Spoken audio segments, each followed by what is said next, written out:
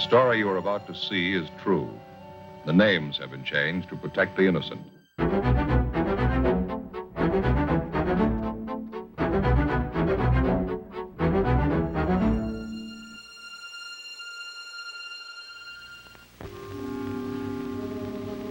This is the city. Every 24 hours, a little bit of everything happens. 2 million people make a lot of history in one day. They write it all down and file it away. Some of it's important, some of it isn't. Business, industry, government. You buy a 3-cent stamp or an oil well. They keep records on all of it. Progress, money, success, and failure. A complete history of every day. Some of it's public, some of it's personal. It's all written down. In my job, we catalog trouble. I'm a cop. It was Wednesday, October 6th. It was sultry in Los Angeles. We were working the day watch out of homicide. My partner's Ed Jacobs. The boss is Thad Brown, chief of detectives. My name's Friday. It was 10:45 a.m. when we got to the Ortega Hotel. A 30-year-old man had disappeared suddenly. We'd uncovered evidence of foul play. The list of suspects was narrowed down to one man, the last person to see the victim alive. We traced the suspect for months. The break finally came. We found him.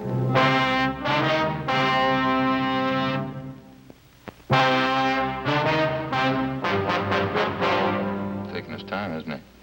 Yeah, you want to try it again? Yeah, all right. Yeah? Police officers. Your name Henry Ross? Get in, Ed. Watch it, Ed.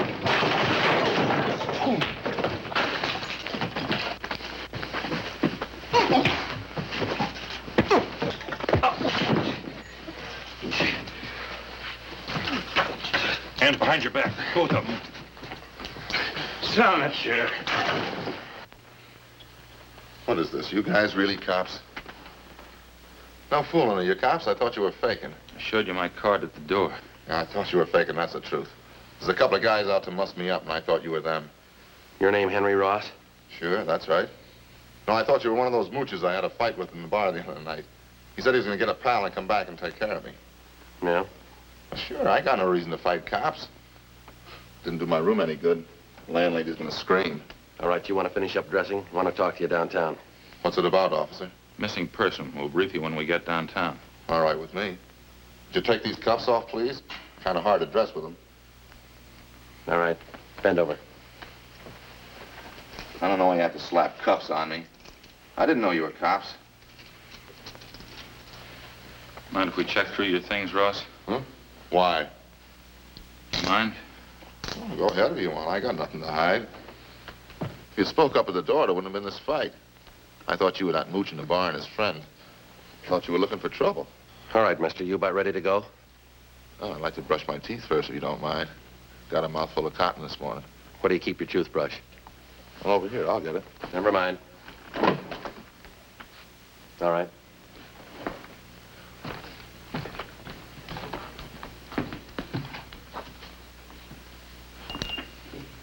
Did you turn on the water tap? You can make out. Nothing, Joe. Pretty clean. Of course I'm clean. I'm on some toothpaste.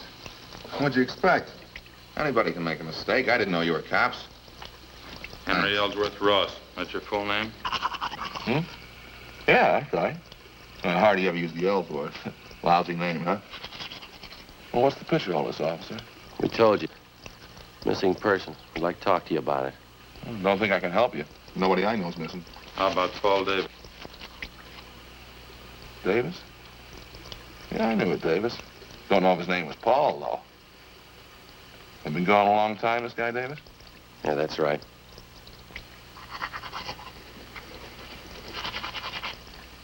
Was something wrong, you think? Yeah, we figure murder.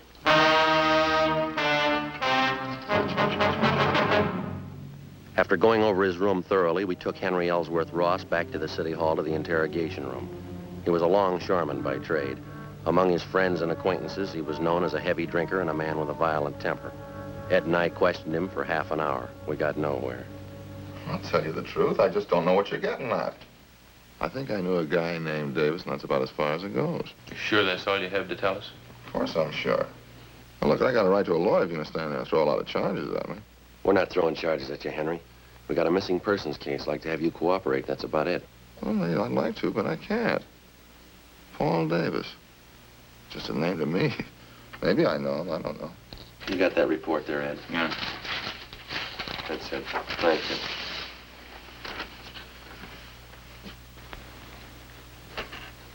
According to his wife, Paul Davis left Los Angeles by auto a little over 4 months ago. He was driving up to Oakdale, California to take a job with the dairy company. He never got there. He's been missing ever since. And what's the pitch? Well, all we've been able to find is Davis's car. 36 Ford Coupe. 7 Tom 7972. Was sold a month ago up in Lodi, California, but Davis didn't sell it. A man by the name of Carter signed the pink slip at the time of sale. Henry Carter. Sorry, it doesn't mean anything to me. Well, this Carter made it look like Paul Davis had signed the Ford over to him. We checked it out. Davis's signature was forged. That's all. Supposed to have something to do with me? Did you ever use the name Henry Carter? Of course not. Ross, that's the only name I go by. You never had your name changed? No. You never used an alias? I told you no. Wonder if you'd mind taking a look at this here. What's it got to do with me? That's the pink slip to Paul Davis's car, Henry. Now, these signatures on the back, transfer of ownership, you recognize either one of them? Paul Davis and Henry H. Carter. Well, just names to me. Well, am I supposed to recognize something? Should, yeah. Why? The signatures are both in your handwriting. How about it, Henry? How about what? I don't know what you're talking about. You trying to give me the treatment? What's it all about? We're trying to locate Paul Davis. I'm not even sure I know the guy. Now, look, I think you better level, Henry. Our handwriting man checked both the signatures. It's your writing. Well, maybe better get a new handwriting man. I never saw that slip and I never wrote those signatures. Anybody can copy handwriting. I got something else for you here. I'd like to have you check it over, Ross, see if you can identify it. What is it? It's a letter. Take a look at it. Mean anything to you? No, nothing. Hope you're not going to tell me that's my handwriting. That's what the report says. And it's crazy. I never wrote like that in my life. All the writing characteristics match up, same as the signatures on the pink slip. All right, maybe they are the same. I didn't write one, though. I never wrote like that in my life. Look here, I'll show you. No, that's all right, Henry. Ed, you want to pull the package from R&I? Yeah, okay. I don't sabe one bit of this, Sergeant. How about laying it out for me, huh? You can see the name there at the bottom of the letter. Now, it's signed Henry Carter, same as the pink slip. That doesn't mean anything to me. That letter was sent to the wife of Paul Davis about 9 weeks ago. That says there that Davis supposedly was too busy to write his wife, so he had this Henry Carter send a letter. He also writes that Davis sold his car to Carter. Somebody trying to cover it up, huh? Yeah, we think so. We think it's Henry Carter. This guy Davis been gone 4 months? That's right. You said you thought Davis was murdered. How come? Just an idea. Oh. 8 men have disappeared from around here in the last 14 months, just like Davis. 6 more up in the San Joaquin Valley, same way. They took off alone on auto trips. Never seen again, not a trace of them. Here you go, Joe. Yeah, thanks. We've got your record here, Henry, from Baton Rouge. We sent to Sheriff Clemens for it. Look, do we have to drag all that out again? It's past. There's just one thing we had to check out, Henry. Now, you told us that you never used an alias, is that right? Well, all right, I have. Well, I didn't know what you were getting at. I didn't figure it was any use in dragging out dirty laundry again. I asked you if you ever used the name Henry Carter. Yeah, okay, I used it. It's a common name. A lot of Henry Carters are around. We only know one who fits your description. Well, I'm clean, you know that. Smoke, Henry? No. Joe? Thanks. Yeah, let me have one, huh? Sure.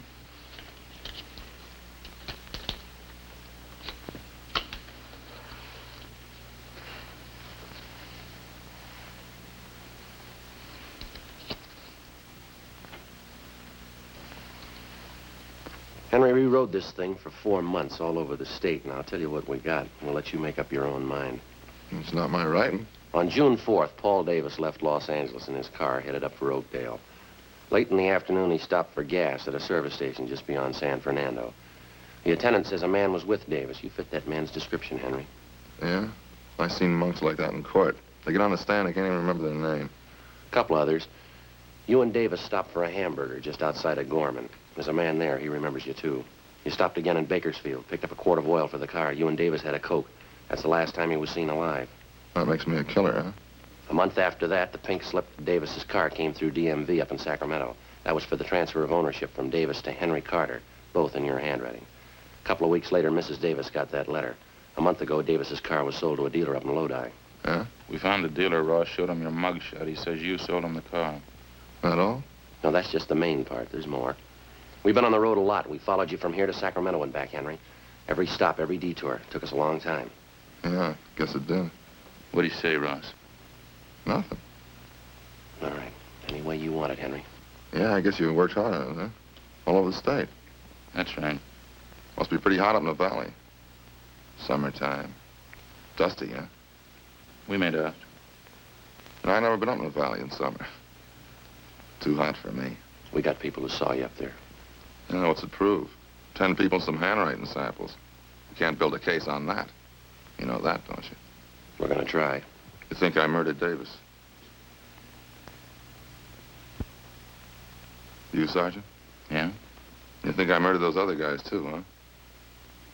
Oh, what was it, 10 or 12 of them? We're asking about Davis. You think I killed him? Well, tell me the truth, do you? You think I murdered Davis? Yeah, I think you did, Henry. Uh-huh. And you know as well as I do, there's only one way to prove it. Yeah? Find his body. 1:15 p.m. Ed and I took Henry Ross out and fed him some lunch. Then we took him back to the city hall to the interrogation room where we continued to question him. He was relaxed and he talked a great deal about everything but the disappearance of Paul Davis. He didn't seem anxious to get away. He made no demands for an attorney to represent him. He told us about different homicide cases that he'd read up on. He asked us about the 12 men who disappeared in the past months in the same manner Paul Davis had. Was there any trace of them at all? Did we have any leads?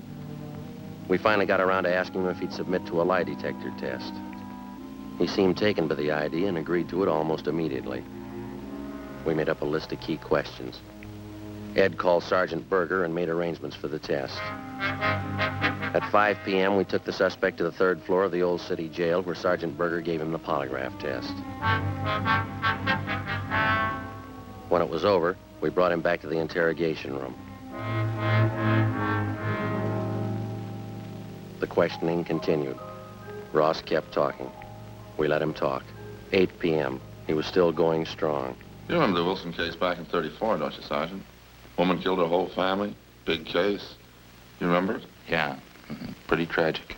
Not a hobby of yours, Henry, collecting murder stories? No, I just read them. I remember them. Guess I can remember every murder case in the past 15 years. That's so. Well, sure, just about all of them. I guess it's kind of a hobby. I get a big kick out of it. Joe, see him in? Yeah.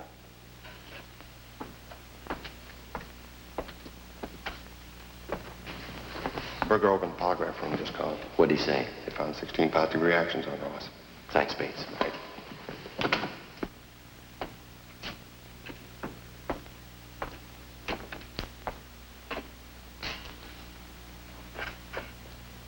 You know, there's one thing I get a real kick out of. These detective magazines, mystery stories, you know, the way they make out the murderer. How do you mean? Well, you know, they always build it into something big. Somebody's always killing somebody else for $1 million or maybe over some woman, some beautiful woman. Same with the movies. That's where they get it all mixed up. I don't think I follow you, Henry. Sure you do. Every time some guy writes a murder story, he's got to build up a big reason for the killing. Well, it generally works out that way, doesn't it? Why?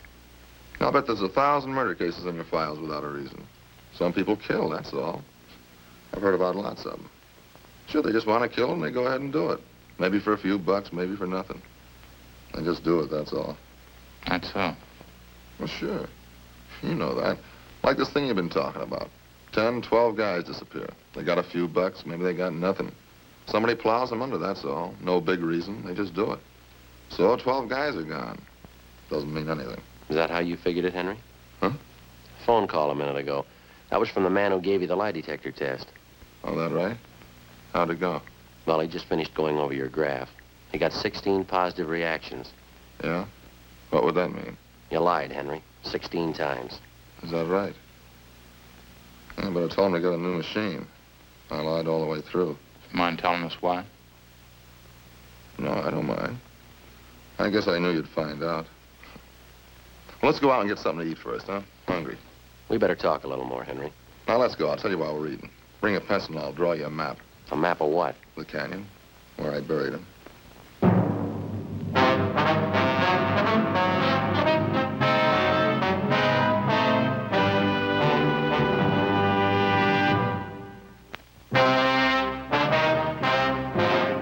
Ed and I took Henry Ross out to get him something to eat.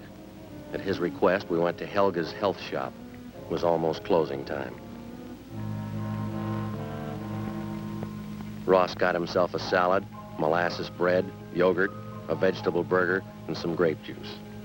Ed and I settled for a Swiss cheese sandwich and some grape juice. Vegetable burger and beets, huh? Sure smells great. Yeah, can't take those beets too well. They repeat on me. Not me. I can eat anything. Salt and pepper? Yeah, thanks.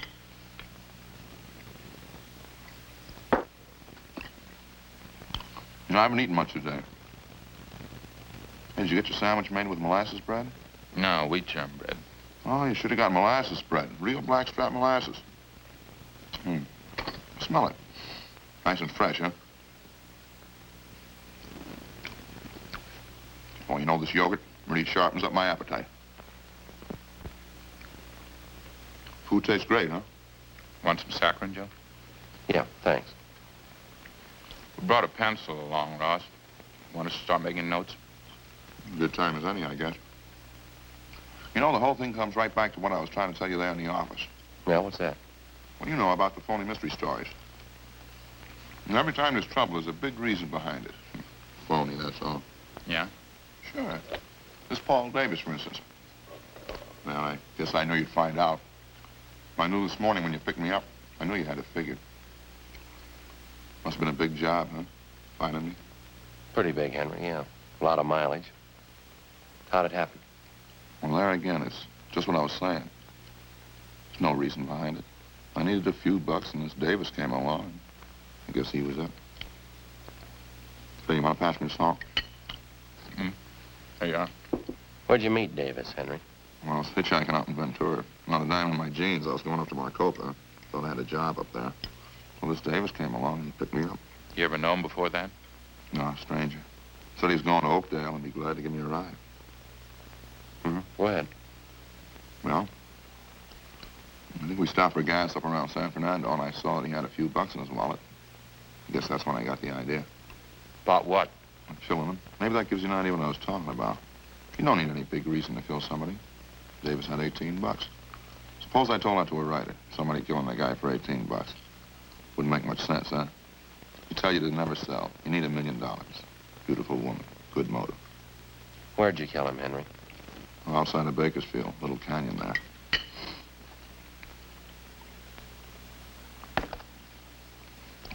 And picked up a fifth of sherry in Bakersfield, and I got Davis to drink some on the way.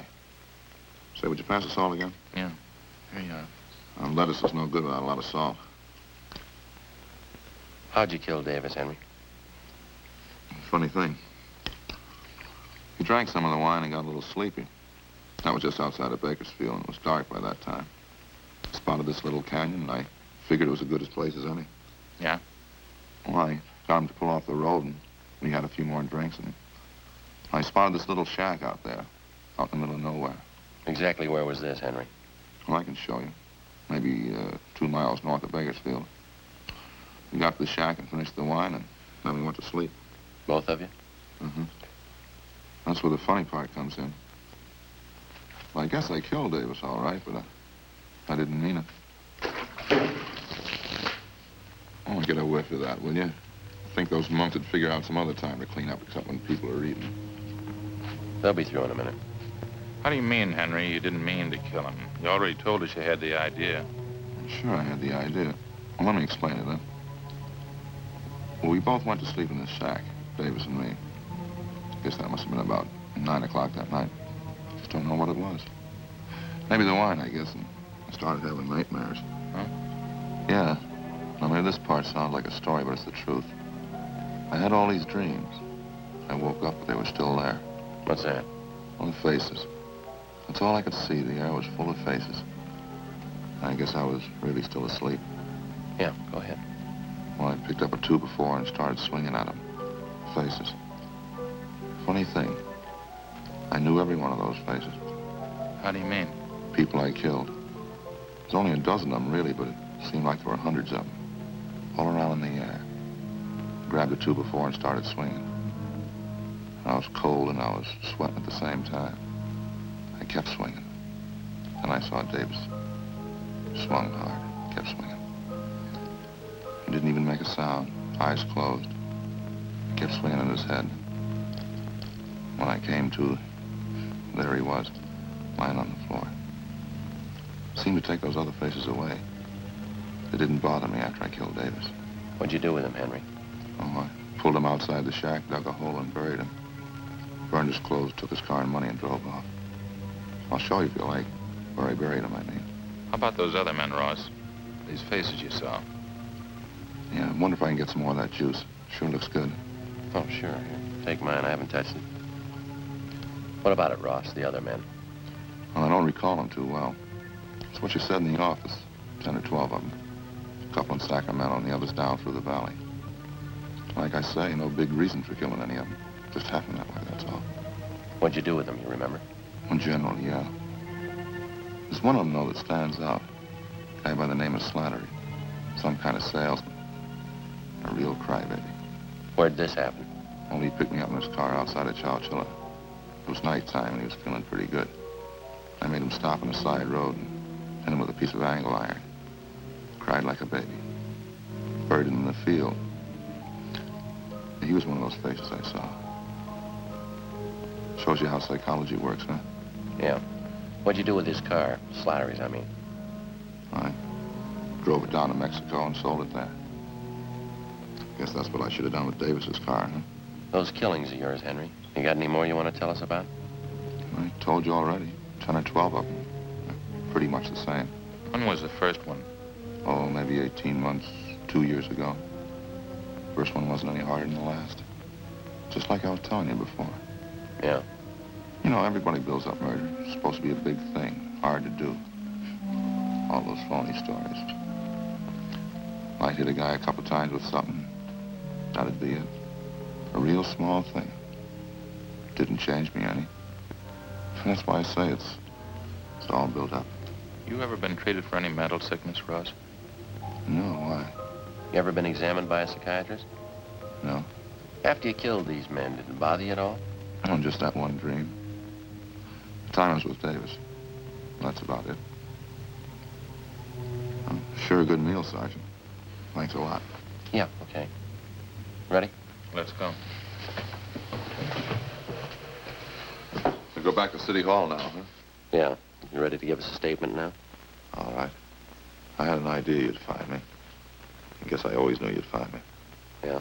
Well, I guess I proved my point anyway. It's all built up. What is? Well, murder, killing somebody. Those phony stories, it's all built up. It's just cheap. You got it wrong, Henry. Huh?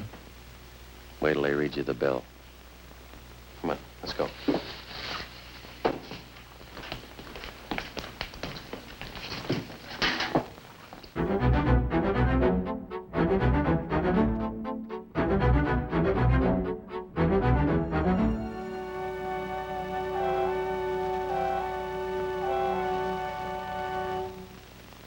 On January 7th, trial was held in Superior Court, Department 86, City and County of Los Angeles, State of California.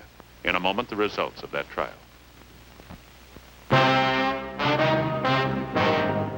The suspect was tried and found guilty of murder in the first degree.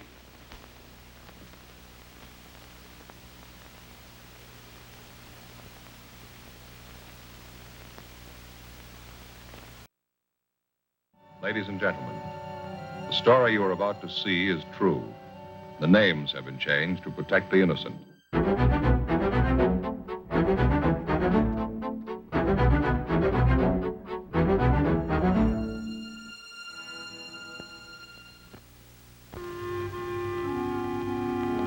This is the city.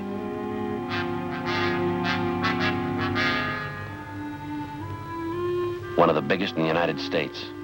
Spreads out in all four directions like a broadloom rug. To the south and west, it's the downtown business district. To the east, the industrial area. Los Angeles, California. It's pretty much like your town.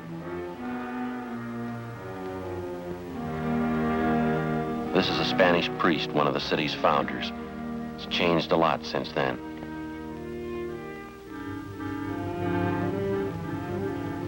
It's got high-tension wires bringing in the power and bus lines to get you where you're going. It's got railroads and freight yards. Churches, any kind you want. Public parks and lakes. It's got a police department. And a city hall. This is where I work. I'm a cop.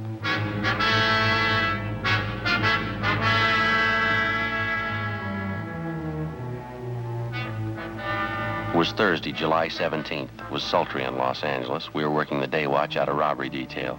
My partner's Ed Jacobs. The boss is Captain Didion. My name's Friday. It was 1:35 p.m. when we got back to the city hall. 9 months before, a jewelry salesman was slugged and robbed of $20,000 in precious stones. It took us weeks of investigation before we discovered the man responsible for the holdup. It took more weeks of legwork to gather all the evidence. We needed one more thing. His statement.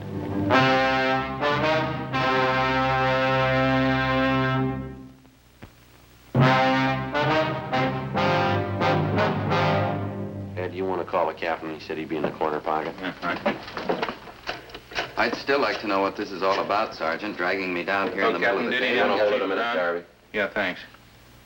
Hi, Skipper. This is Jacobs. We just got back. Yeah. All of them? Good. Right. We're in your office. Yeah, thanks. The others check in all right? Yeah, just got back. Worked out fine. Would you please explain what this is about? Why have you brought me down here? We think you know why. I don't. I haven't any idea. You take me away from my store on a busy day, you put a police guard on it, you insist on bringing me down here. What's it all about? Now tell me. You tell us, Mr. Garvey. Tell you about what? The jewel robbery 9 months ago, the holdup. What holdup? My store hasn't been robbed. We're talking about your friend, Thomas Ashley. Ashley? What about him? We think you remember it 9 months ago, the parking lot back of the building down on 4th Street. Oh, yes, surely. Some holdup man slugged him, stole his case of samples. I remember it now, yeah. Poor Tom. The thief made a big haul, didn't he? Unset diamonds, $20,000 worth. Yeah, I remember it now. I don't think Tom's gotten over it yet. I was a jewelry salesman for the same company at the time. You know, the same company Tom was working for, I mean. Yeah, we know. Some of the big bosses thought Tom had a hand in it. They figured it was a put-up job. Nothing was further from the truth. That's so? Of course, I know Tom. Close friend of mine. He wouldn't be mixed up in a deal like that. Tom and I worked out of the same office for years. We've had him over to the house for dinner. We've even been on vacations together. One of the most honest men I know. You sure about that, are you? Of course I'm sure. Say, that isn't why you called me down here, is it? You don't think Tom had anything to do with that robbery, do you? You don't think he was in on it? He had nothing to do with it. Think you know that as well as we do. Then why am I here? There's nothing I can tell you about the holdup, only what I heard from Tom, what I read in the newspapers. Now, you can tell us a lot more, Garvey. We didn't bring you down here just to pass the time of day. Tom was slugged and his sample case of stones was taken. That's all I can tell you. You're a liar, mister. What? You engineered the whole thing. We know it, and so do you. Is this some kind of a joke? If it is, I think it's in bad taste. It's a long way from a joke, Garvey. You planned the job, you got the loot. We can give you chapter and verse. I really think you're serious. You think I robbed Tom. We got it past the thinking stage, Garvey. We already told you. We know you robbed him. Now, wait a minute. This thing's ridiculous. The whole idea is ridiculous. I don't know who gave you the so-called information on me, but it's wrong. Nothing further from the truth. Nobody gave us the information. We got it ourselves. You're really serious, are you? I robbed Tom, and you can prove I did. You're getting the idea. I don't know what to say. It's fantastic. I robbed my best friend, Tom Ashley, 9 months ago. I have $20,000 worth of diamonds, and you can prove it. Every bit of it. What about it? I think you're out of your mind. My name is Ernest George Garvey. Are you sure I'm the man you want? There couldn't be a mistake. There's no mistake. This thing would be funny if I didn't think you were serious. Let me ask you just one question. Maybe that'll clear it up for you. Yeah. If I held up Tom Ashley, how is it he didn't recognize me? You know better than that, Garvey. What? You didn't hold up Tom Ashley yourself. You had someone do it for you. Oh, cloak and dagger, huh? I'm afraid this is getting a little too wild for me, Sergeant. Maybe you can waste your time making ridiculous charges. I can't. I'm going back to my store. It's a weak bluff, mister. It's not going to do it. Excuse me. Are you sure you two men haven't been drinking? Sit down, Garvey. I told you I'm going back to my store. Sit down. You have no right to keep me here. Ridiculous charges. You think I'm one of those cheap hoodlums you're used to dealing with? Now, come off it, mister. You got a $5,000 car and a $40,000 home. That doesn't rate you special treatment. You're a thief. You know it as well as we do. I don't have to take this from you. You haven't got much choice, mister. We just finished 5 months legwork proving it. Proving what? Sit down. You engineered that holdup. We know who you got to do it. We know how it was carried out. We know how you planned on disposing of the diamonds. We know who your fence was. We know what the split was. We know what you did with part of the money. We know how much you got left. Is that right? Yeah, that's right. What can I say? I don't even know what you're talking about. Any way you want it, Mr. Garvey. Maybe you'd like to tell me why I did all this. You know it better than we do. No, I mean it. Tell me. You weren't making enough money at your job to suit yourself, suit your wife either. It's pretty good. Marilyn get a big kick out of that. All right, mister. We can wait it out as long as you want. We spent 9 months on it already. Another few days aren't going to make that much difference. Just as a matter of curiosity, how'd you first start off on this tangent? Whatever gave you an idea that I had anything to do with the holdup? When you started to spend money, new car, new office for yourself, new fur coat for your wife, transferred your 2 children to that private school. That makes a holdup man out of me because I wanted to send my kids to a better school? Where'd the money come from? Can you explain that? Don't you think that's my business, Sergeant? Where I get my money, what I do with it? Not when you get it stealing. I'm afraid you're going just a little too far. You insist I'm a thief, I'm going to insist you prove it. All right, have a look over here, Mr. Garvey. Yes? Some of the reports in the investigation, reams of them. They cover everything from the time of the jewel robbery up to late yesterday. Now, it's all right there. Everything from the crime report to signed statements. How could that concern me? 3/4 of the stuff concerns you. Have a look for yourself. I still can't get it straight in my mind. What makes you think I had anything to do with that robbery? Do you know what this is, Garvey, this machine here? No, some kind of recording apparatus. That's right, it's a tape recorder. You've been taking down this conversation. Why? No, not this one. We've been recording every conversation that took place in your office for the past 4 months, every word. What do you mean? Just that, Garvey. Every time you talked on the phone, every visitor you had, it's all down on tape. 25 reels of it. Interesting. Is that supposed to frighten me? We don't care if it frightens you or not. Something else. Yes? Reports on what you've been doing for the last 4 months. Daily reports, every movement you made. Is that so? Everywhere you went, everyone you talked to, everything you did. You like to hear a sample? This must be some kind of a joke. That's the only explanation I can think of. May 12th, Thursday. Sergeants Bitteroff and Rafferty. Those are the 2 officers that were tailing you at the time. You checked in at your new office at 9:38 a.m. At 10:03 a.m., you had a visitor, a Kenneth Tyson. You talked to him in your office. The conversation's recorded. Tyson left at 10:18 a.m. At 10:32 a.m., you left your office. If you're trying to impress me, I'm afraid it isn't working out very well. Care for a cigarette, Garvey? No, thanks. I have my own. All right. I've wasted enough time. Exactly what's the point of all this?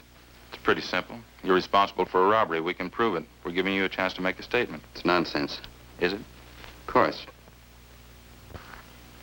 People following me, checking everything I do, where I spend my money, where I send my kids to school. What's it all about? It doesn't make sense. Okay, Garvey, we've said it before. We can wait it out as long as you want. Look, let's get this thing straight. Let's go back to the beginning and take it step by step. Okay, fine. The holdup was last fall, wasn't it? Sometime in October? October 7th, Monday, 5:20 in the afternoon. All right, now just what am I supposed to have done? None of your vague references about a new coat for my wife or where I send my kids to school. Let's have some facts. Joe? All right, Garvey.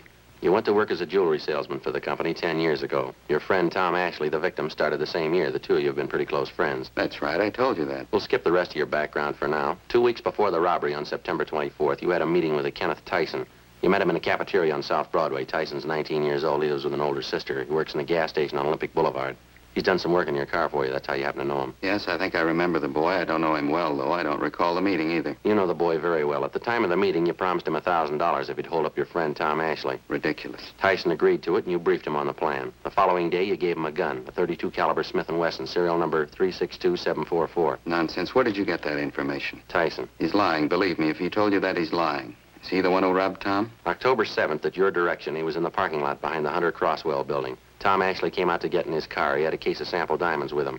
Tyson held him up, slugged him, took the stones, and got away. Of course, it's obvious. Tyson's trying to say I put him up to it. He's trying to get out of it that way. I'm afraid not, Garvey. The boy couldn't have carried off the holdup by himself. Of course he could. It's obvious he's trying to cover up. There were 6 people in the company you worked for who knew that on Mondays, Ashley always took the case of sample diamonds along when he made his calls. Only on Mondays. You were one of the people who knew that. I suppose you've considered the other 5 people? They were all checked out at the time. They were all cleared, you along with them. Well, I'm not clear anymore, is that it? This young hoodlum Tyson, you're willing to take his word over mine. After the robbery, he took the case of diamonds to you. That was the next day. You paid him $500 and promised him the other $500 when you got rid of the stone. Oh, I suppose I've gotten rid of them, or do I still have them? Which? 2 months after the holdup, you contacted a fence up in San Francisco.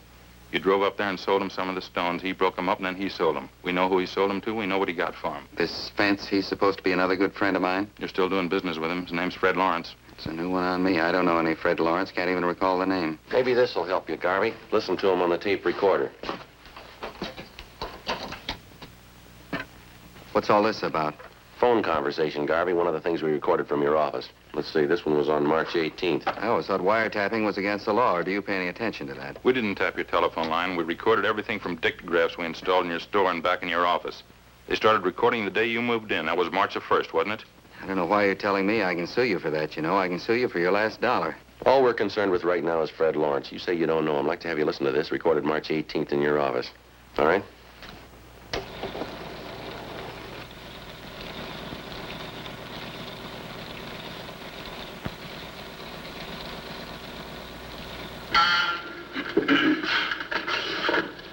Yeah, Mary. Mr. Lawrence? Yeah, sure. Put him on. Hi, Fred. How are you? That's so. Good. No, everything's fine. No heat at all. No, Tyson's all right. Believe me, he's a good kid. Tonight? Yeah, all right. Where? Well, I don't know. It might not be so good if you're seen coming here. Oh, 8 o'clock, 8:30. Okay, fine. It's close to 8:30 so you can make it, huh? Right, Fred. Goodbye.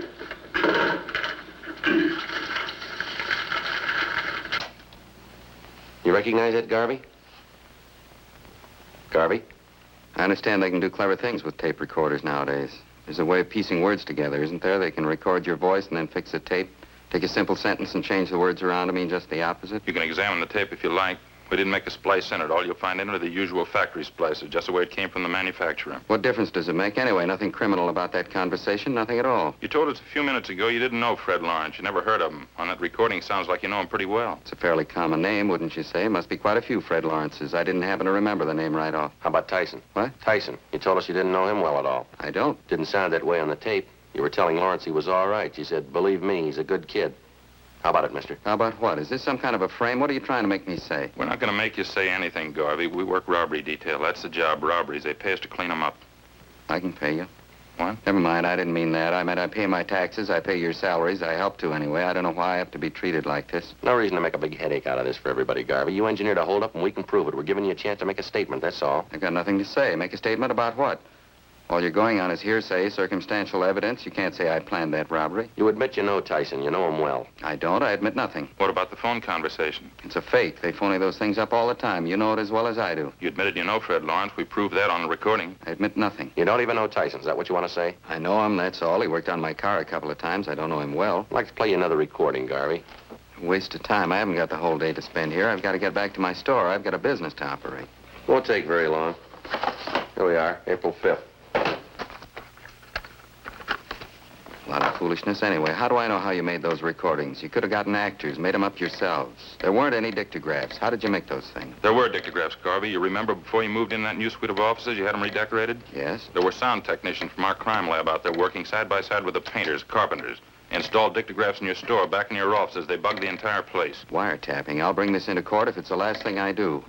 We already told you, Garvey, it's not wiretapping. We didn't touch your phone lines. We didn't have to. Invasion of privacy. I'm going to bring this into court. All right, let's hear this recording. It might clear up a few things, huh? Clear up what? What are you trying to prove? Okay, Joe. Yeah, okay. Date on this is April 5th.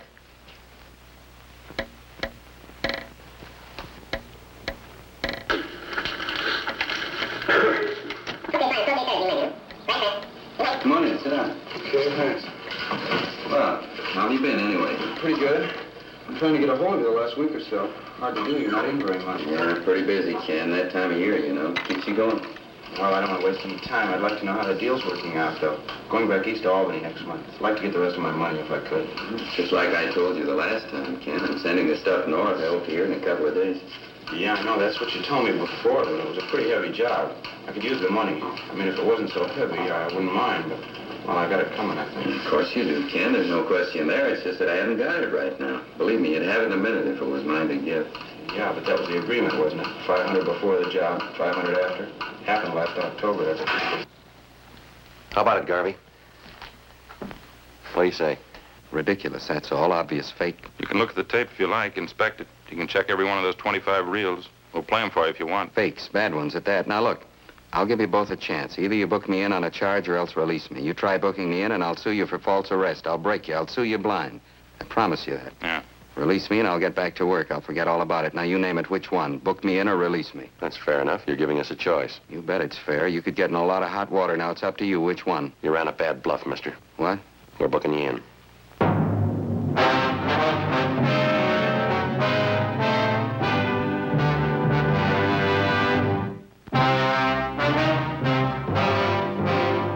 Thursday, 3:55 p.m. Ed Jacobs and I continued questioning the robbery suspect, Ernest Garvey. Despite the evidence at hand, he still refused to admit any knowledge of the $20,000 jewel theft 9 months before. The questioning went on. Garvey's answers became more and more confused. We kept pressing, laying out the case against him step by step. 4:30 p.m. We stayed at it. But it must have taken quite a bit of money, didn't it, Garvey? Your wife's new fur coat, new car for yourself. Where'd it come from? Now, look, there has to be an answer. Where'd that money come from? Simple. I borrowed it. Where'd you borrow it? Some of it from friends, some from the banks. I don't see how it concerns you. How much money did you borrow? Don't you think that's my business? Wasn't it about $7,000? Is that about right? Yes. No, it was more. What's the difference? It's my business. Complete financial file on you, Garvey. Took us quite a few weeks getting it together. A lot of work. You must like snooping in other people's affairs. No, not especially. It's pretty dull. Here's a copy of your bank statement from the California banks. Photostat. Doesn't make much sense here. What do you mean? Well, we checked your income for that month. Amounted to $620.18. Now, how was that possible? For your information, I made a loan that month. That's probably some of the loan money I deposited. I'd quit my old job that time. I was going in business for myself. I needed the money to redecorate the new store, the office. It's as simple as that. Photostat your loan papers right here. The loan was for $2,000. Yes? A month before, February, you'd borrowed from another bank. Let's see.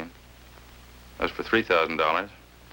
Made another one in April, too. That was for $1,500, different bank again. Yes, that's right. Do we have to go over this line by line? In 3 months, you made bank loans for $6,500. Now, besides that, in the same 3 months, you earned a total of $1,713.88. Now, together, that makes $8,213.88. What's the point? Copies of your bank statements, Garvey. You have 5 different savings accounts in 5 different banks. How do you explain that? Garvey, any explanation? It's almost 5 o'clock. Can I use the phone? I have to call my wife, let her know. All right. We'll have to listen in on the extension. The conversation will be monitored. Go ahead, I don't care. Okay. You dial 9 to get an outside line. Oh, yeah.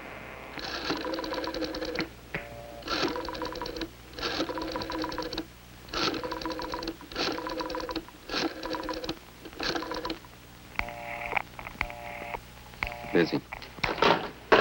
Photostats there if you want to examine them, Garvey. I see them. Well, you want to give us an explanation? You only had $8,200. How could you bank $11,000? It had to come from somewhere. Purely a personal matter, that's all. I borrowed $3,000 from a brother of mine, lives back in Minnesota. You'd already made 3 loans. Why'd you have to borrow from your brother? You mind telling us? Yes, as a matter of fact, I do mind. Well, it still doesn't balance the books, Garvey. You earned and borrowed $8,200. You got another $3,000 from your brother, you say. That's $11,200. You banked $11,000. Yes, that's right. Do you always have to repeat? That'd leave you with $200. Did you and your family live for 3 months on $200? Why not? That could easily be. A lot of people do it. Yes, sir, but not your family. I'm getting sick and tired of this. You trying to tell me you know my family better than I do, what they eat, what they spend, what it takes to support them? We've been on this thing for 9 months, Garvey. We've put in a lot of hours, and we know your family pretty well. If you like, I'll tell you the last time you ordered steak from the meat market, when you paid your gas bill, the last time your wife bought a pair of shoes. I guess this is standard procedure for you, threatening people? We're not threatening you, Garvey. We're giving you facts. Another file here. Took us over a month to get this one together. Complete record of your expenses from February 1st. Covers February, March, April, May, and June. I hope the police department has a good lawyer, Sergeant. You've got fair warning. I'm going to sue you for your last dollar. Now, you say you and your family lived 3 months on $200. That doesn't jibe with what we've got. You can take a look here if you want to. It's all there. Lies, forgeries, it's all lies. I promise you're going to regret this. There's a photostat here of the receipt for your wife's coat, Garvey. $1,612.34. That includes the tax paid in full. Photostat of the contract for your new car. Down payment, $2,000. Liquor bill for the big party you threw in March 20th. Liquor bill, $387. There's a catering bill here, $194. Full year's check for tuition, room, and board for your kids at that private school you sent them to. $1,864.07. That's only the beginning, Garvey. Comes to a lot more than $200. Have you heard enough? I better try to get my wife again. I have to let her know. All right, Ed, you want to get the extension? Yeah, right. You dial 9 to get outside, Garvey. Yeah, I know.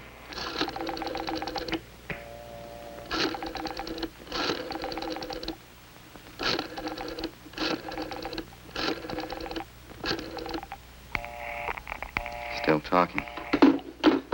She might know I'm trying to get her, stupid. Now, wait a couple of minutes. You'll get through. Gabbing on the phone all day long, gab on the phone and play cards. It's all she ever does. I've got some more figures for you here, Garvey. Be a good idea if you hear them. Bills for 2 more parties you threw last month. Food bills, liquor bills. Why do you have to keep pushing that stuff at me? So you've been sneaking around finding out about my personal affairs. That's supposed to be good police work, is it? This the kind of thing they pay you for? Now, look, you carried off a robbery, Garvey. We're giving you a chance to make a statement. Why should I? What for? Give you a statement and have you twist it around, incriminate me? I haven't had anything to do with this kid, Tyson. Better make that call. Dial 9 first. I know. You told me.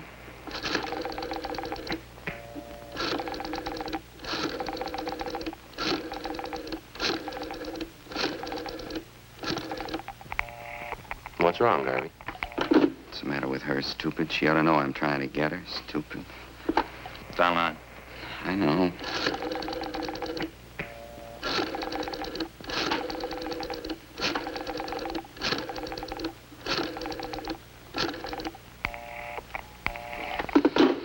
One more recording you ought to hear. Just played part of it for you. I don't want to hear it. I'll play just a piece of it. Think you ought to hear it. That the one from May 10th, is that it? Yeah, uh-huh. Tyson and Garvey.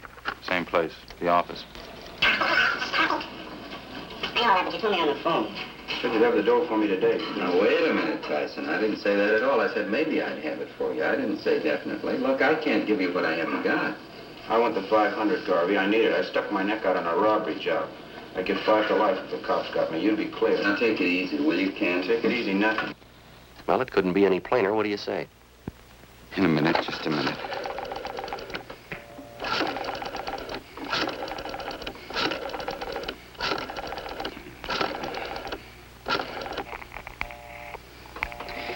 She was never satisfied. She never could be satisfied. Always more. She always had to have something else. How do you mean, your wife? Playing cards and gabbing on the phone, that's all. She kept writing me day in and day out. I wasn't making enough money. She didn't have any clothes. The kids ought to go to a better school. We ought to have a new house. On and on and on.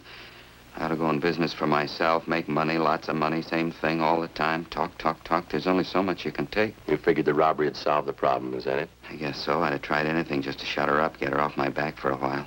I guess you got Tyson, huh? The other man, too, Fred Lawrence. They were picked up this afternoon. Lawrence at the airport, Tyson in a show downtown, all 3 of you. What about your wife, Garvey? She know you planned the robbery? I didn't tell her. I think she knows, though. Pretty sure she does. Maybe she'll be satisfied now. Lousy money. She had to have it. Didn't even leave me enough to pay off that kid Tyson. Private school for the children. Wall-to-wall carpets in the house. New dishwasher, new coat, new car, everything. She just had to have them. Want to take me, book me in? I don't care. All right. We'll stop off down the hall, take your statement. Sure, I don't care. All right, let's go. Oh, say, just a minute, huh? Yeah? It'll only take a minute.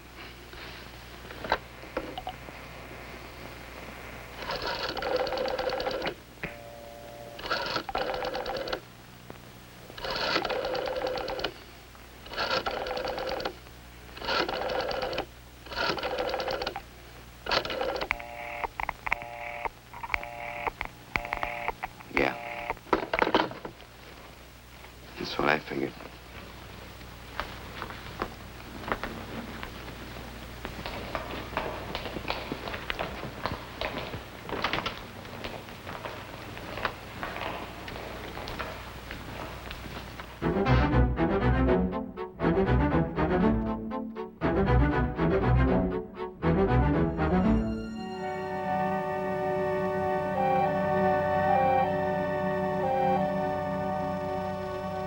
On November 4th, trial was held in Superior Court, Department 87, City and County of Los Angeles, State of California. In a moment, the results of that trial. The suspect was tried and convicted of robbery in the first degree, which is punishable by imprisonment from 5 years to life.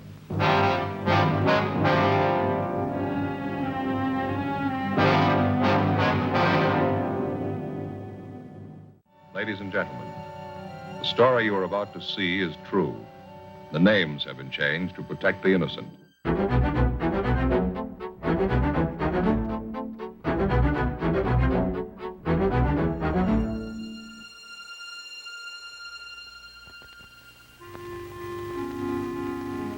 This is the city.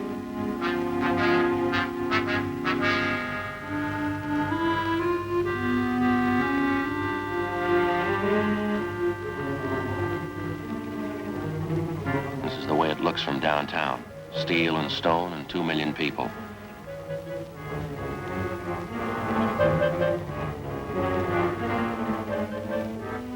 They produce everything for the millions. They use it up for the millions.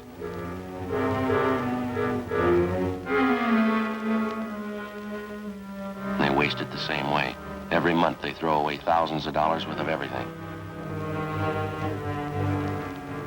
Some of them waste food and water. Some of them waste time and money. And some of them just waste themselves. When they do, I pick up the pieces. I'm a cop.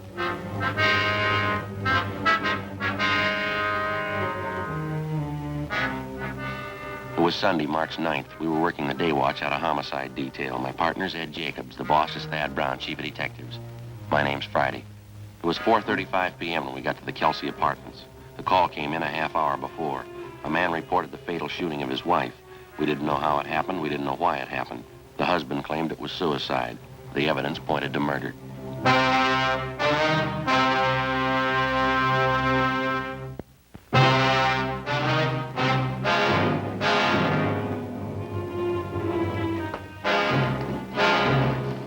Woman's dead, shot through the right temple with a .45 automatic.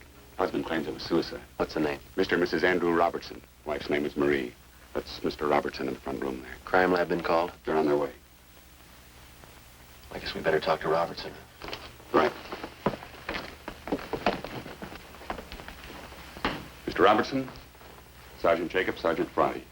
How do you do? How are you? Mr. Robertson, you want to tell us what happened here?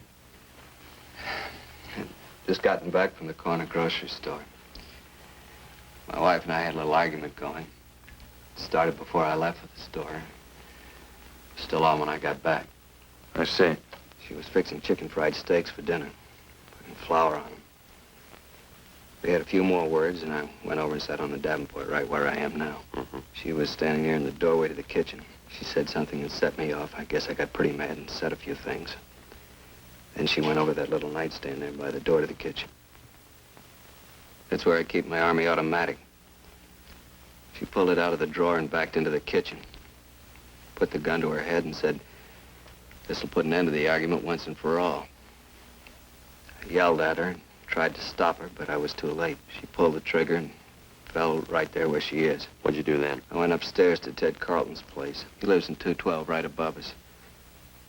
We don't have a phone here. I asked him to call the police and send for an ambulance. Did you go over to see how badly your wife was shot? Yes, I forgot to tell you.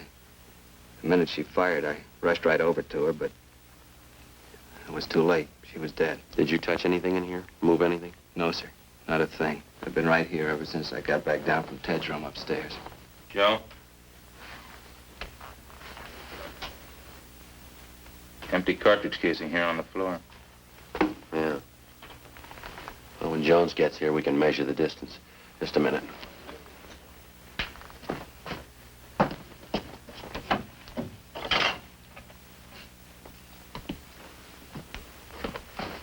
Put the saucer over till the crime lab gets here. Right. Hi, Jones. Harry? No? Lee, kitchen. Harry, I wonder if you'd mind taking Mr. Robertson downtown. We'll be right down as soon as we finish up here. Right, Joe. See you later. Thanks, Harry.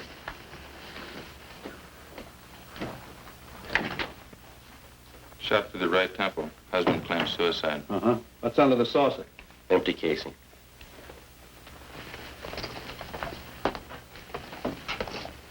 Looks like she was flouring meat, huh? That's what the husband says, yeah. That's probably what that is on the barrel of the automatic there. Yeah, we noticed that. Wastebasket's sure full, isn't it? Mm-hmm. Right tempo, huh? Mhm. 45 automatic. Yeah. If she shot herself in the kitchen, the position of the body doesn't warrant the empty casing being out there in the living room, does it? George. Yeah. Come in. Friday? Jacobs? All right, George. All right. What do you want to shoot? Why don't you get an overall of the room first and then grab one in the kitchen there? Yeah, all right. I'll get this saucer off the casing for you, George. Thanks. Okay. Jacobs, you mind moving over there a little? Oh, yeah. Thanks.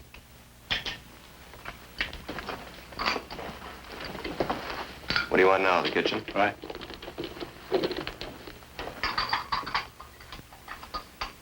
Right from where you are now is good. Okay.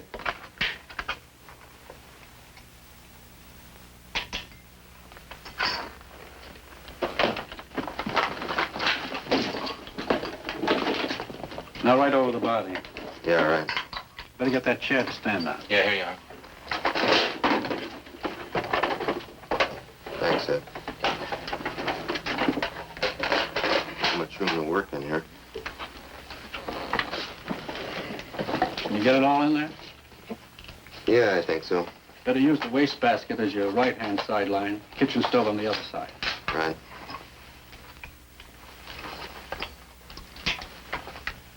Can't get the stove in. You settle for the wastebasket only? Fine. Just use that as your right-hand sideline. Right. Okay.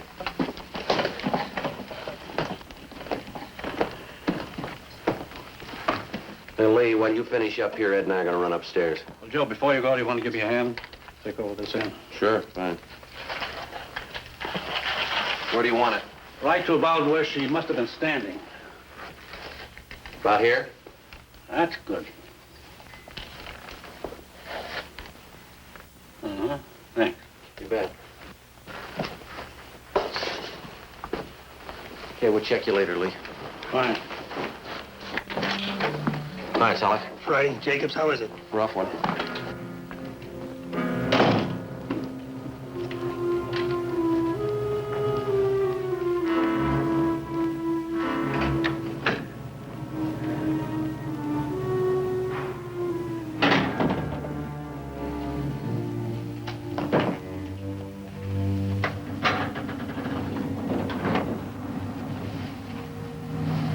Isn't it?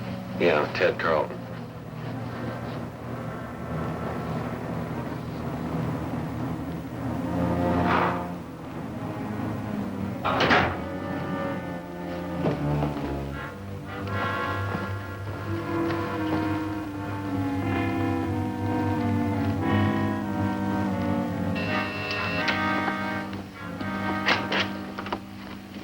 Yes? Police officers, you're Mr. Carlton?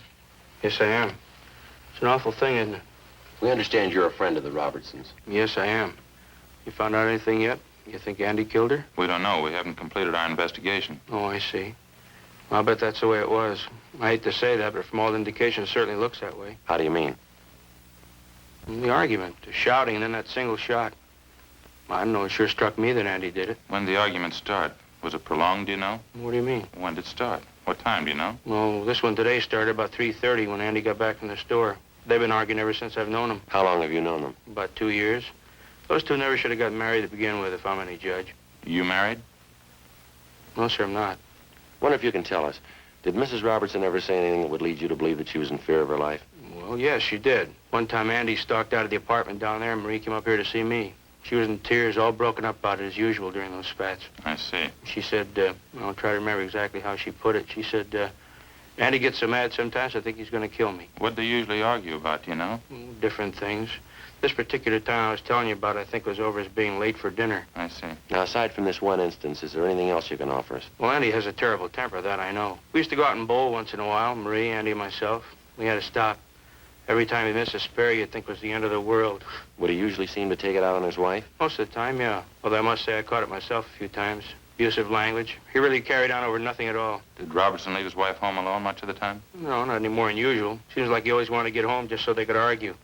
Everybody in the apartment house knows about him. Now, you said that Mrs. Robertson came up here after that one particular argument. That's right, sir. Did she come up here often? No, not very often. Just when she was unusually upset and her nerves were on edge. But only then when Andy'd rush out mad. Do you know whether or not Robertson owns a gun? Yes, I believe he does. As a matter of fact, I know he does. One night we were having trouble with prowlers. He came up here with his automatic. I see. Later on, I think I asked him where he got the gun. He said from the Army. Anything else you can add, Mr. Carlton? Well, I was the one who called the police. You knew that. That's what we understand. Well, didn't Andy tell you? He came up here right after the shot and asked me to call the police for him. They don't have a phone. Exactly how did he tell you? Well, what do you mean? Well, what were his exact words? Can you remember? He said, my wife's shot, call the police and get an ambulance quick. What was your reaction to this? Well, I'd heard the shot, so I wasn't too surprised. When Andy came running up here, I knew before he said a word. You could tell just to look at him. You could tell what? That something was wrong. I had a hunch all along that this might happen one day. What's that? That Andy'd kill his wife.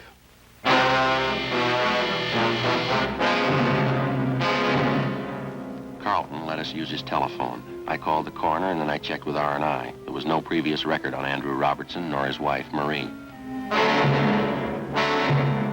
Ed and I continued questioning the various neighbors in the apartment building. Their stories all matched in every detail. The Robertsons had been known to argue quite frequently and quite loud. None of the neighbors could definitely say that they had ever heard Andrew Robertson threaten his wife. All of them volunteered it would be entirely possible.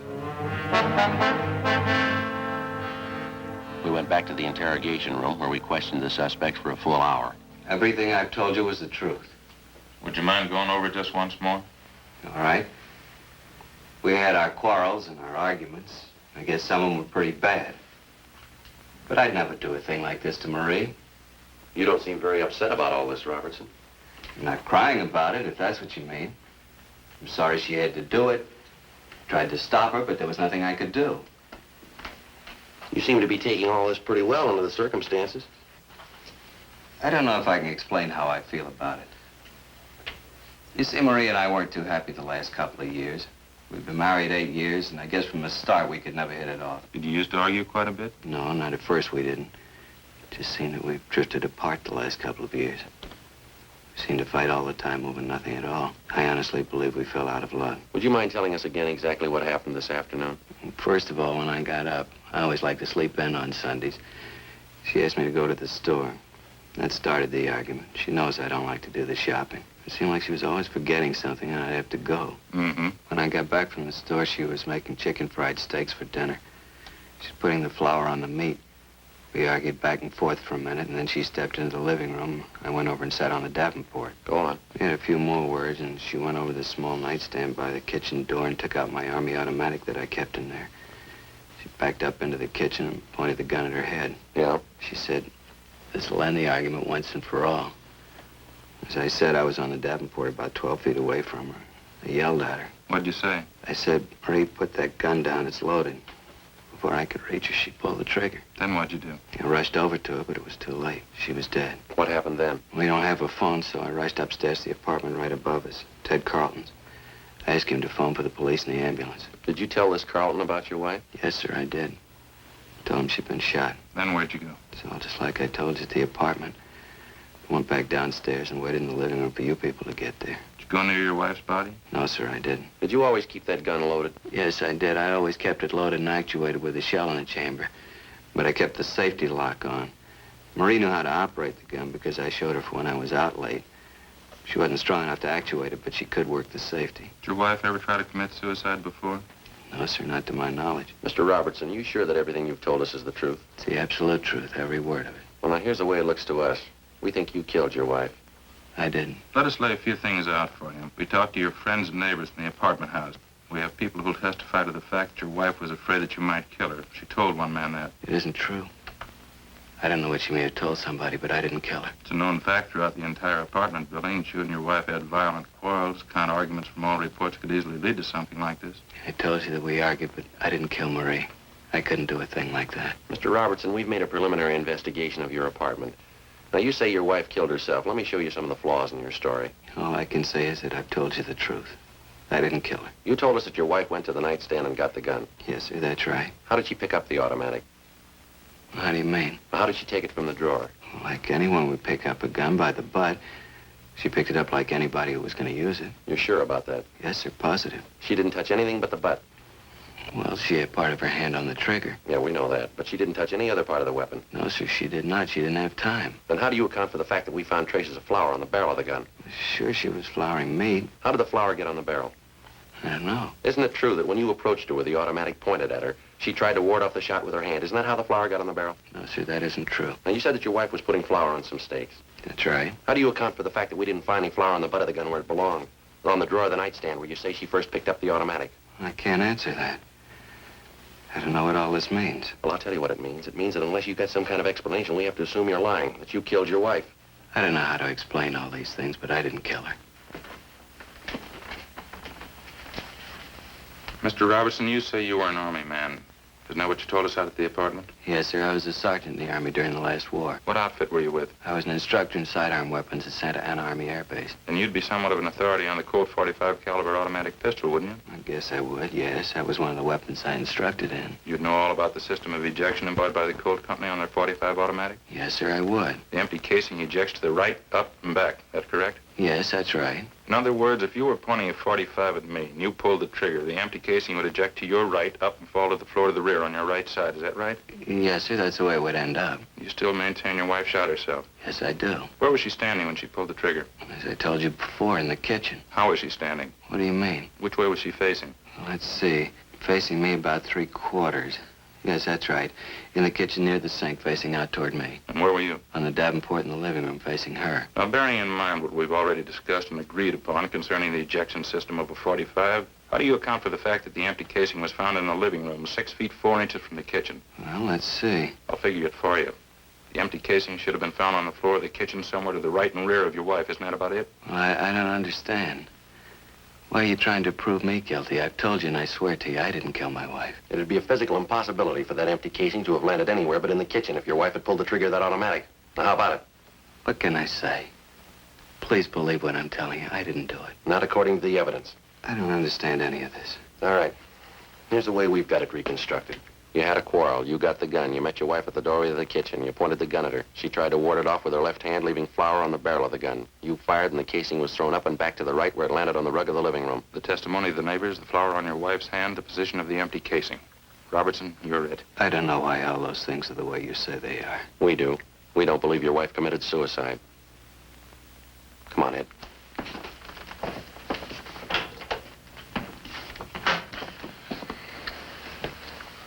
What do you think? I don't know. All the evidence we got certainly got him tapped. Yeah, with all that proof, and he still refuses to cop out. Yeah. Something doesn't jive.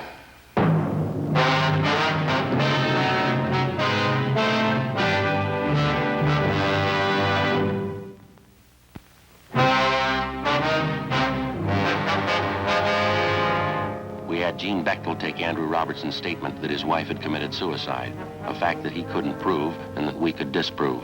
We had before us the final investigation. All physical evidence was taken to the crime lab for analysis. The photographs taken at the scene were developed and brought in for careful checking. Blotter tests were made to determine the distance of the gun from the victim when it was fired. Both Robertson and his deceased wife were fingerprinted, and latent prints details started to check them out. 2 teams of men were sent out to talk with the close relatives of the 2 people.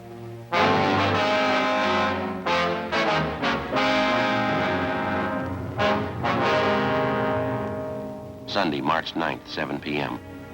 We got a call from Lieutenant Lee Jones that he had the final results of his investigation. We went over to the 2nd floor of the central station, the crime lab. Take a look at this. Picture of the .45 casing, huh? That's right. Take a close look at it. Right here, particularly. Yeah. Notice this one edge is a little indented here. Ejector marks. No, here are your ejector marks up here.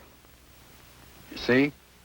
This indentation is something entirely different. What is it? You remember where you found this casing? Yeah, 6 feet 4 inches into the living room. That's right. We wondered how it could have been thrown that far by the ejector if the husband's story is true. The ejector didn't do that. I wondered, too.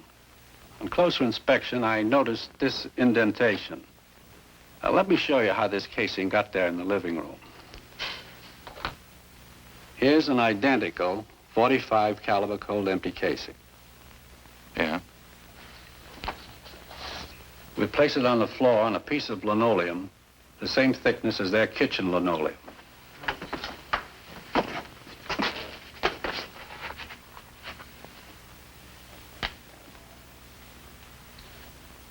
Now watch this.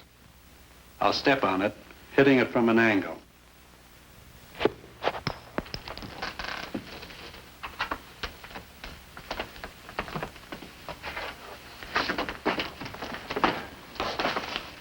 There's your answer to that one. Now, when the husband ran over to his wife's side, what did he say he did? That's about the size of it. He stepped on the casing accidentally, certainly not caring about it at the moment, and it bounced out into the living room, just like a tiddlywink. Notice the casing now, the indentation. Check it against the photo. Yeah, it matches. Did the flour on the barrel of the gun, it was flour, by the way, Did it figure in for you, fella? Well, we figured the wife was trying to ward off the gun when he pointed it at her. Certainly the logical deduction. Here's that shot of the kitchen out there. Mm-hmm. Notice the wastebasket here? Pretty full, isn't it? Yeah, we noticed that when we were out there. What you probably didn't notice was this. Here's a blow-up of just that section where the wastebasket was. Can you see what's on top of the stuff in the basket there? Yeah. Looks like a flour sack. That's right, an empty flour sack. Now, figuring the position of the body in relation to that wastebasket, when she dropped the gun, it fell from her hand, striking the wastebasket, bouncing off and landing on the floor where you found it. You said when she dropped the gun, you figure it was suicide? It's beginning to shape up that way, isn't it? There's no flour found on the butt of the gun. That part of the automatic didn't come in contact with the flour sack. Yeah, Lee, but she was flouring meat. There were no traces of it on her right hand, on the palm, just on the back. In checking the clothing, we found streaks of flour where she could have wiped her hands clean before picking up the gun. It doesn't look like he killed her. There's more here. As you know, we ran blotter tests to determine the distance of the gun from the body when it was fired. Shot a .45 caliber Colt from various distances before we got the right answer. Yeah. Here's the results of the tests. Found powder burns on the right side of the wife's head. This test shows that the gun was held approximately 3 inches from the right temple when it was fired. Mm-hmm. That's it. Here's the report from latent prints. Smudges, one good thumbprint, right hand, belonged to Marie Robertson, indicating she was the last one to handle the weapon. That's about it, Lee? No, got some more for you. Now, this shot was taken facing the east wall of the kitchen. That's the wall that would be on anyone's left sitting on the Davenport in the front room. Wouldn't be possible to see that wall from the Davenport. Yeah. You can see the back X where we located the slug. Mm-hmm. Relative to the position of the body, if she was standing, holding the gun at approximately a right angle with the side of the head, the bullet would come to rest approximately 4 inches below the crown of her head. To check out? The coroner says she was 5'4". The bullet was found at a height of 5 1/8", proving that she shot herself rather than anyone else doing it, judging from the inclination of the bullet. As you know, this is critical. Yeah. For what it's worth, the condition of the wound indicates that it was inflicted from extreme close range. A fair point when you consider that most people wouldn't submit to being shot from close range without a struggle or unless taken by surprise. And from all reports, we know she wasn't. Well, that's it, fellas. That's all we have. Thanks, Lee. It's enough. Crime Lab Jones. Yeah, right here. Just a minute. Either one of you? Hey. This Friday. Oh, hi, Harry. Yeah. Yeah. Well, what's it say? Huh? Yeah, yeah. Thanks very much, Harry. Yes, it sure does. Right. Bye.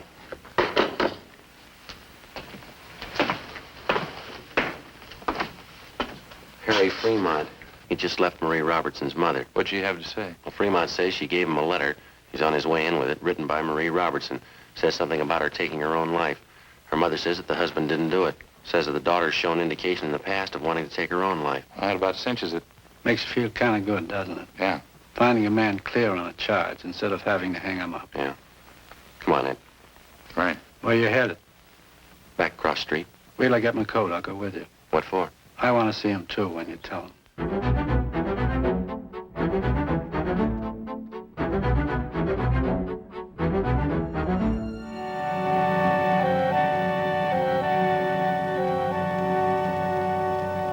On March 12th, the hearing was held in the office of the coroner, City and County of Los Angeles, State of California. In a moment, the results of that hearing.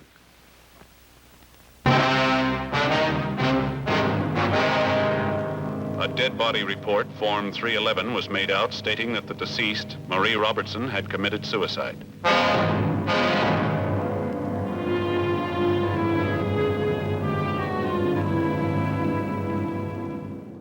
Ladies and gentlemen, the story you are about to see is true.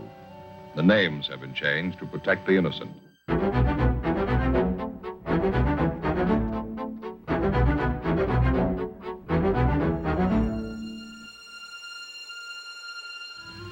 The fourth largest city in the United States. It's still growing.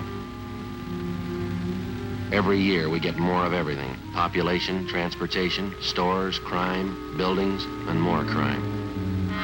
More than 50,000 major crimes were committed last year alone. That means 50,000 criminals. They range from professional killers to petty thieves. A lot of them are experts. Every year they seem to get better at their jobs. And the better they get, the harder I work. I'm a cop.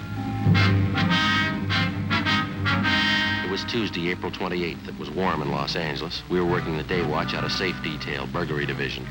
My partner's Ed Jacobs. The boss is Captain Wisdom. My name's Friday. It was 2:16 p.m. when we got back to the Hall of Justice, Superior Court, Department 38. On January 4th, the safe in the Grant Herald building was burglarized. It took us weeks before we narrowed down the suspects to one man. He was an ex-con, a two-time loser. It took more weeks of interrogation, gathering evidence, long hours in the crime lab to build our case against him. It was a big job, a hard one. He was guilty. We were convinced of it.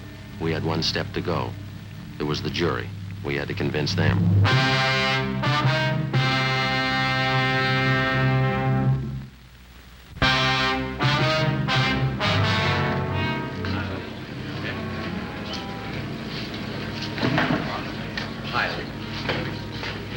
How's it going, Lee? I think we got him, Joe. Did you testify yet? This morning. How'd it work out? Physical evidence tied in perfectly, all 6 points. Jury impressed? Hard to tell. Buckley's got a smart lawyer. I was talking to the assistant DA. The case ought to go to the jury late today. What's coming up next, Mill? I'm due back on the stand when this recess is over. There's the bailiff.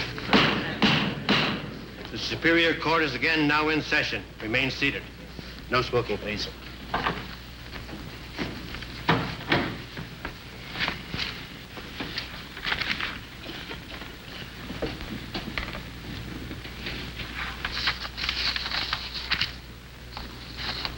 Let the record show that the jury, the defendant, and his counsel are present. The prosecution may proceed. If it please, Your Honor, I'd like to recall Leland Jones to the stand. Leland Jones, take the stand.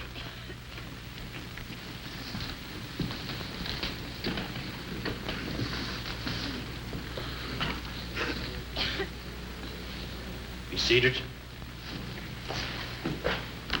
If I may, Your Honor, for the benefit of the record, state that Leland V. Jones has been duly sworn, that counsel for the defense has stipulated that he's a forensic chemist attached to the Scientific Investigation Division of the Los Angeles Police Department, and that he's qualified to testify as an expert in the case. Proceed. Mr. Jones, earlier today in this court, you heard the testimony to the effect that Conrad Buckley had identified these exhibits as his own. This wool jacket, this pair of trousers, and these shoes, did you not? I did. This morning, Mr. Jones, you pointed out these pertinent facts about these articles of clothing. First, People's Exhibit 1, the red paint smudges on the soles of the shoes. They match the paint on the ventilation pipe, which leads to the 3rd floor of the Grant Herald building. Is that correct? That is correct. You further stated that the footprints left at the scene of the crime were made by a size 8 shoe with Cuban heels and metal taps on each toe. Is that correct? That's right. People's Exhibit 1. A pair of black shoes identified by the defendant as his own. They're stamped size 8, Cuban heels, metal taps on each toe. Mr. Jones, you're acquainted with the fact that on the night of January 4th, someone scaled the ventilator pipe at the 3rd floor of the Grant Herald building, forcibly entered the attic of the building, gained access to an adjoining suite of offices, and there burglarized a safe. I'm acquainted with that fact. Is it possible that someone else other than the defendant could have burglarized that safe? In my opinion, no. On what do you base your conclusion? I base it on the application of the law of probabilities to such a case as this. Would you explain that to the jury, please? First, let's apply a set of figures to these facts. Let's say, conservatively, that one man in every 100 in this city wears a size 8 shoe with Cuban heels and metal taps on the shoes. And then, let's say that one man in every 100 has red paint smudges on the soles of his shoes. Same color and same texture as the paint from the building. Further, let's estimate that one man in 100 also wears 10 ribs to the inch woven trousers and a wool jacket woven 12 ribs to the inch. Let's also estimate that one man in 100 carries a small piece of charred lath in his jacket.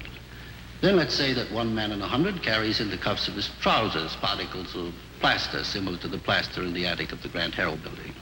What are the chances, then, that one man in this city, other than the defendant, could possess all 6 of these various items? That would be 1 chance in 1 trillion. Well, how do you arrive at that figure, Mr. Jones? Well, simply by multiplying 100 by itself 6 times over. You mean only 1 man in 1 trillion, other than the defendant, could have burglarized the safe on the 3rd floor of the Grant Herald building? That's correct.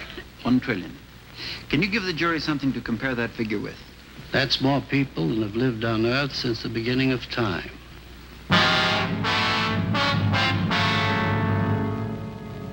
Lee Jones was the last witness to testify in the case of the state versus Conrad Buckley. For the rest of the afternoon, the defense lawyer and the assistant DA delivered their summations. The defense lawyer was eloquent and colorful. He spoke for more than an hour and threw up every possible smokescreen he could think of to disguise the facts of the case. The assistant DA reviewed again the 6 points of physical evidence, clearly defined. At 5 minutes to 5 that afternoon, the case went to the jury. We were expecting a quick verdict. We didn't get it. The jury was locked up for the night, and we went home.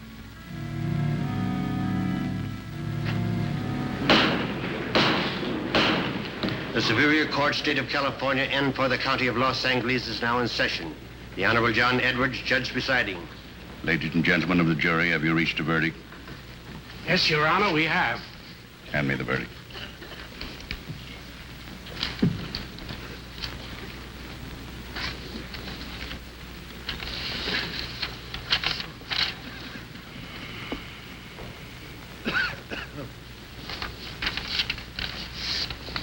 Read the verdict.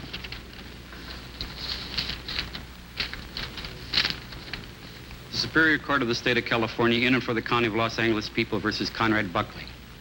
We, the jury in the above entitled action, find the defendant not guilty. No talking back there, please.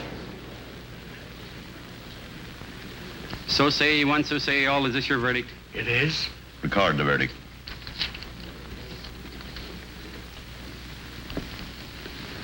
Ladies and gentlemen of the jury, I've been a judge for 26 years. For the past 14 years, I've presided in this particular court. May I say now that this is the worst miscarriage of justice I have ever witnessed. After hearing your verdict in this case, I can arrive at only one conclusion. Ladies and gentlemen of the jury, either you are innately dishonest or you're complete morons. Court's adjourned.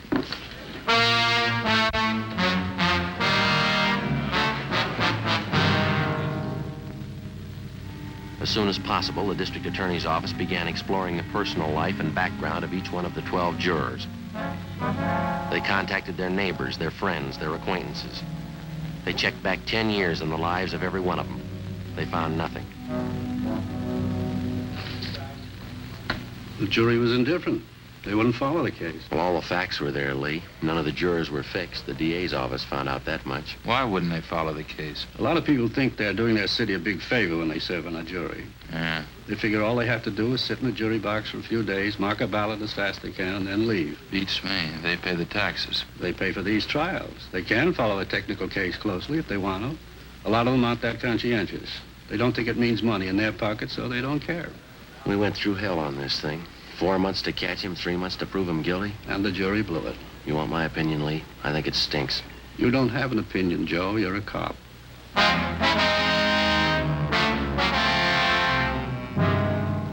The case of Conrad Buckley became just another item filed away with hundreds of thousands of others in the record bureau of the Los Angeles Police Department. 6 days after he was acquitted, he left the city and a few weeks later was reported in Baltimore, Maryland. After that, he dropped from sight.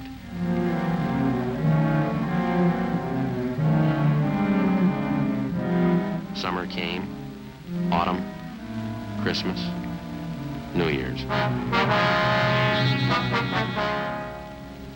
On Wednesday morning, Ed and I checked in for work as usual. What's the date, Ed? Wednesday, February 1st. Thank you. Your mother get over that cold, Joe? Yeah, finally. How about your kid? Yeah, he's okay. Wife's got one now. Hi. Morning, Captain. Hi. Got a minute? Yeah. Carter Printing Company was robbed last night. How much? There's the crime report.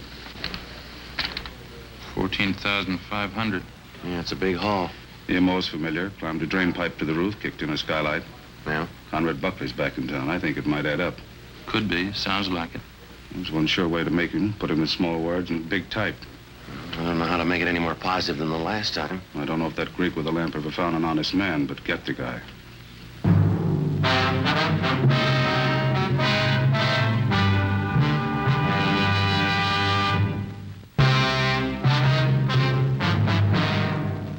Ed and I drove out to the Cotter Printing Company and spent the rest of the morning and most of that afternoon checking into the $14,000 safe burglary. We examined the office where the burglary took place and the smashed skylight where the thief entered. We traced his path from the time he got into the building to the time he left. No fingerprints, no leads.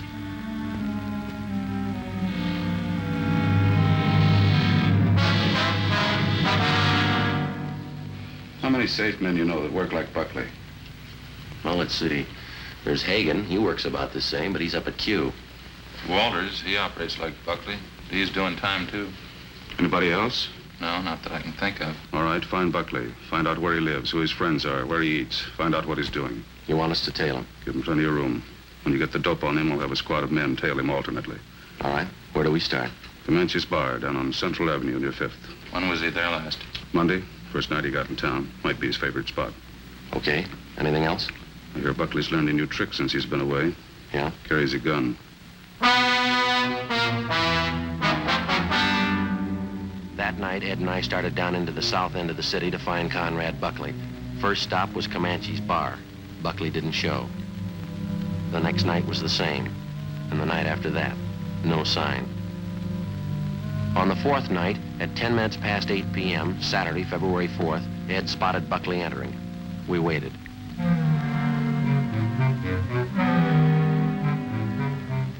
At 25 minutes past midnight, Buckley came out the main entrance with a blonde woman on his arm. He walked unsteadily. The two of them got into a gray car and sat there talking. What's the license number, Joe? 9 Robert 702. Want to get a make? Yeah. Control 1, request a rolling make in the 3 column. 9 Robert 702. 9 Robert 702. Roger 80K. Stand by. KMA 367. It's a nice-looking car. Yeah, if it's his.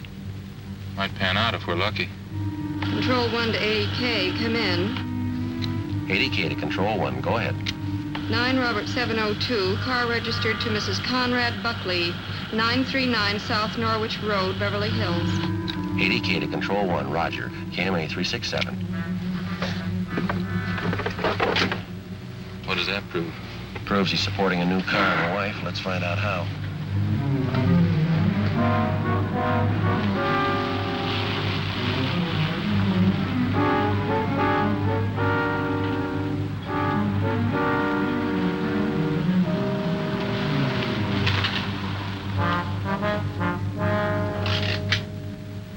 .22 a.m. We trailed Buckley and the blonde woman we figured to be his wife to 939 South Norwich Road in Beverly Hills.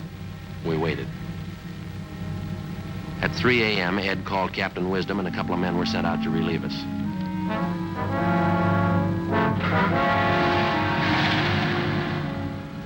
By Friday of that week, February 10th, we had his movements fairly well established. We turned all the information we had over to Captain Wisdom, and he assigned a crew of 8 men to tail the suspect constantly in alternate shifts. The trap was set. 6 p.m. Tuesday, February 14th. I'll get it. Friday talking. Yeah, Captain, what's up? Uh-huh. Yeah, right. Buckley, he's making a move.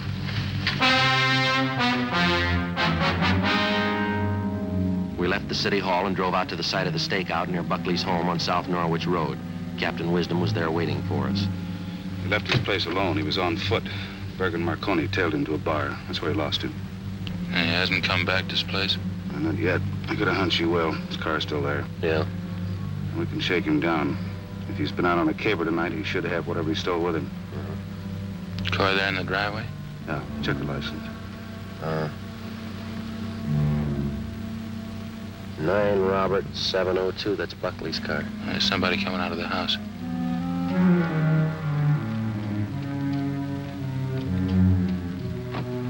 That his wife?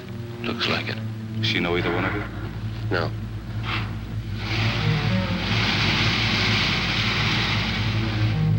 Follow her. Let's go ahead.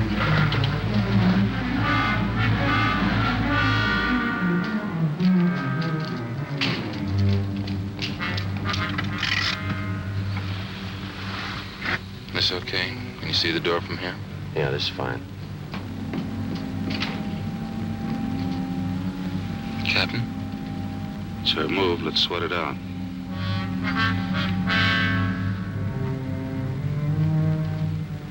The blonde woman entered the apartment house at 1261 Wilcox Avenue at 14 minutes past 11 p.m. At 5 minutes past midnight, she came out and got in her car. A man was with her. Buckley. Must be the hideout. You two follow them. When they get to the house, shake them down. What about you? I'll check the apartment. Meet you back at the office. Right.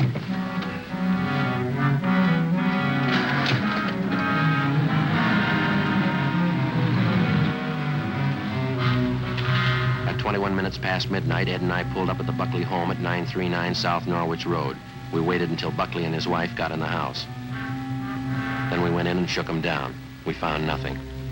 We searched the house, the garage, and the car. The same. Nothing. Yeah, all right. You can put your stuff away. Place is clean, Joe. Nothing. Right. And I tell you, I'm clean. You haven't got one thing on me. I'm clean. It's a nice car you're driving, Buckley. Is it yours? That's right. I like nice things. They cost money. What doesn't? When'd you get back in town? Last week. Why? What are you doing with your time? Morris Cabinet Company. I'm a journeyman carpenter. When do you work? Nights. Good job. Believe me, I'm legit. All right, you stay that way and we won't have any trouble.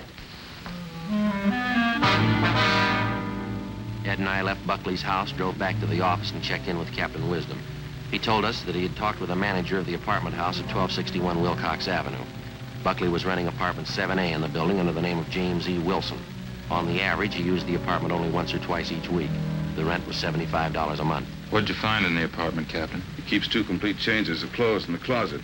The rest of the place is empty except for one thing, set of burglary tools. Yeah? Found them under a false bottom drawer. Set of safe jimmies, small sledge, the works. Then he works out of the apartment, huh? He's getting cagey, or he thinks he is. After a job, he probably comes back to the apartment, gets rid of his work clothes, and figures he's pretty safe. Well, then all we have to do is keep an eye on that apartment. The next time he pulls a job, we grab him. That's right. The next time we pick him up, it's going to be for keeps. That depends on the jury, doesn't it? At 3 a.m. that morning, Wisdom ordered a stakeout at 1261 Wilcox Avenue. The stakeout on his home also continued. During the next week, the suspect was seen to come and go from his home, and on 2 occasions, he visited his apartment during the daylight hours. No suspicious moves on his part were reported. The stakeout went on. 5 weeks later, on March 22nd, the safe in the offices of Butterfield and Crucian Wholesale Grocers was burglarized of $7,500. That afternoon, Wisdom, Ed, and I met with Lieutenant Lee Jones in the crime lab. It's cyclohexane, a coal tar product. Yeah. It's colorless and it's odorless. When it's rubbed into the surface of an object, it's invisible to the naked eye. Well, what about it, Lee? It's a crystalline hydrocarbon, slightly soluble in ether or alcohol. Uh-huh. Well, here, let me show you this cloth. I help you, Lee? Yeah, will you, Joe? There. Dust it on here. Now, can you see or feel anything at all? No. Seems to disappear. You can't feel anything. Can you, Captain? Oh. Ed? No. No, there's nothing on there. Captain, you want to catch that light, please? Sure.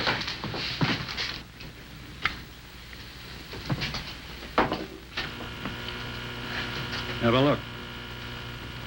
How about that? Seems to glow. Yeah. Will this stuff rub off, Lee? Try it.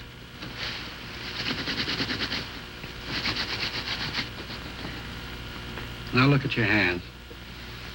Nothing harmful in that stuff? No. How long will this stuff stay on, Lee? Maybe as long as 24 hours. Only shows up under that ultraviolet lamp, huh? That's right. Well, does it work on everybody?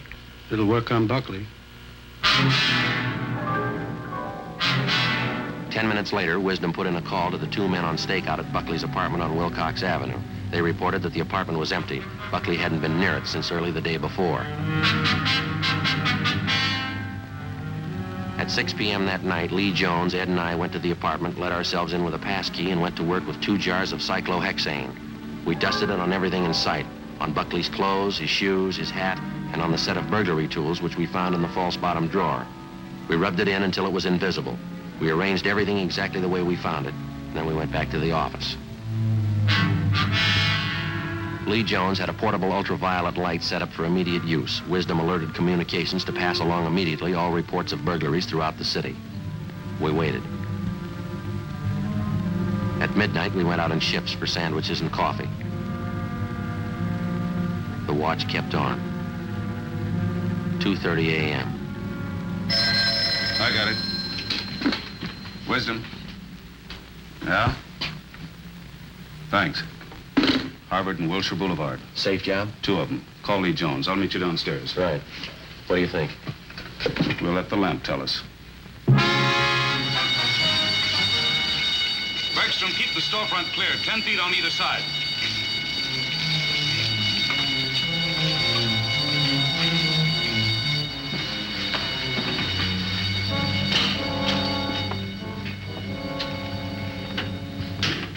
Anything, Lee? You'll know in a minute. Okay, Bob.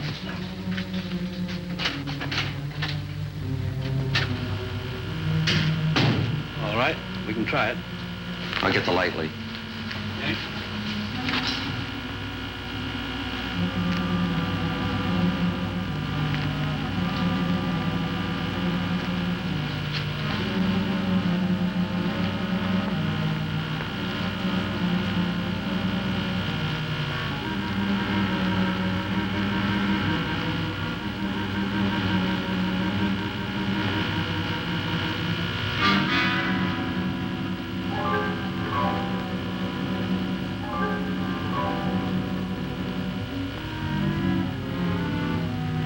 That's it. It's all there. The Greek with the lamp had an idea, didn't he?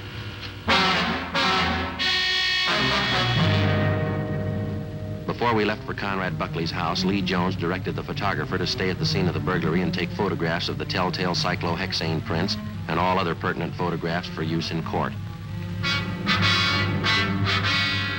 At 8 minutes past 4 a.m., we walked into Buckley's living room. Now, look, this is kind of getting on my nerves. It's 4 in the morning. Ed, outlet's right down there. Right. What is all that stuff? What's that you got? Okay. Right, Lee. Okay, Joe, the light. What's this all about, anyway? Look at yourself. What are you doing to me? What is all this stuff? Like a Christmas tree. Yeah. I don't have to take this stuff. You haven't got anything on me. You had me in court once before, and you had to turn me loose. Yes, we had you in court, and I can tell you every move you made in that case. Yeah? You tell me if I'm wrong. You climbed the back of the Grand Herald building using some pipes as supports. You crawled across the roof on your hands and knees to the firewall. You raised up a couple of times to see if everything was clear. You went over the firewall, leaving impressions of your coat and trousers. One of the coat buttons was scratched, so you went over stomach down. You then went to the front of the building, walking in a crouched position to see if there were any police cars in the vicinity. Then you returned to the skylight. How am I doing? Keep talking. You removed the glass from the skylight, crawled through the entrance, kicked a hole through a plaster wall into the attic. You broke some of the charred laths so that you could crawl through the attic to an opening in the office of the Grand Herald building. Then you opened the safe and took out $1,250. Is that right? No, I took $1,350. Okay. You give me a couple hours and I'll tell you what you did on this case. Here's your coat. Yeah. What about my clothes? They're all ruined. By the time you need them again, they'll be out of style. All right, come on, let's go.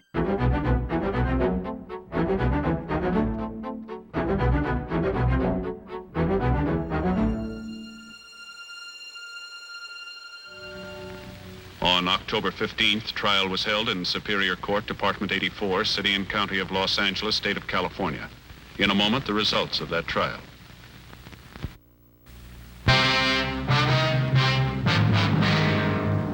The suspect was tried and convicted of first-degree burglary. Due to his previous convictions, he was sentenced to life imprisonment.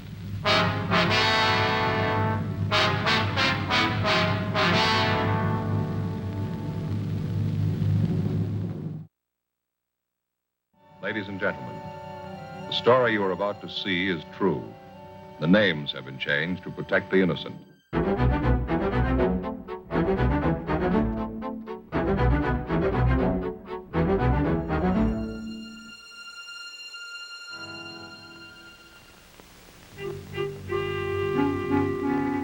This is the city. All year round, it wears work clothes. On holidays, it dresses up. To most people, Christmas brings happiness and prayer. To some, it brings heartbreak. Then my job gets tougher. I'm a cop. It was Thursday, December 22nd. We were working the night watch out of Homicide Division. My partner's Frank Smith. The boss is Captain Lorman. My name's Friday. We'd gotten a call that a 9-year-old boy was missing from his home. The evidence pointed to foul play. We had to check it out.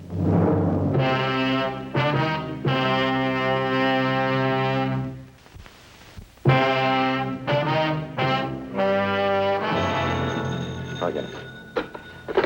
Homicide, Friday. Oh, yeah, Doherty. Uh-huh, yeah. What's that number? Right, I got it. Yeah, 9-year-old, huh? Well, how long's he been gone? Right. Well, how do you figure homicide? Uh-huh. Oh, yeah. Yeah, right. Okay, sure, we'll get right on it. Right. Anything? Doherty, Unit 113J. He and Levinson are out on Hollis Avenue trying to track down a 9-year-old boy. What's the story? Well, the kid's missing, suspicion of foul play. How long's he been gone? About 2 hours. Kid was last seen playing in the backyard of his home. Yeah?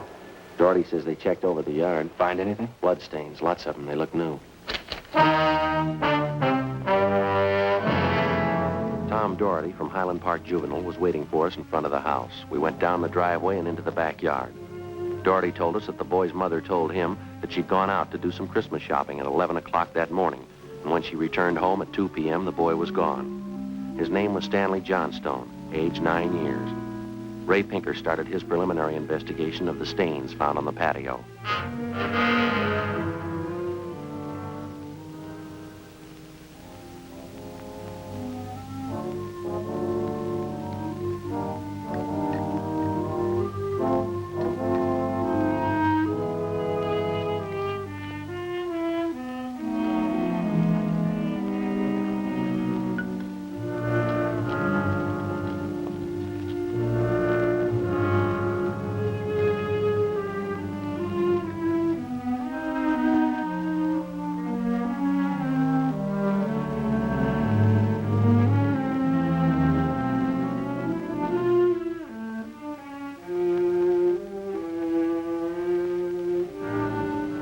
There it is, fellas. Yeah, Ray. Pretty blue, bloodstains, all right. I don't know whether it's human or animal. You have to go back to the lab to run it through? Yeah, biological precipitin test. How soon can you check the blood first, Ray? Precipitin test won't run more than 20 minutes. Take 3 or 4 hours to run a blood grouping, though. Anything else you want to check? Now, let me borrow a scribe and an envelope, will you, Ray? Sure.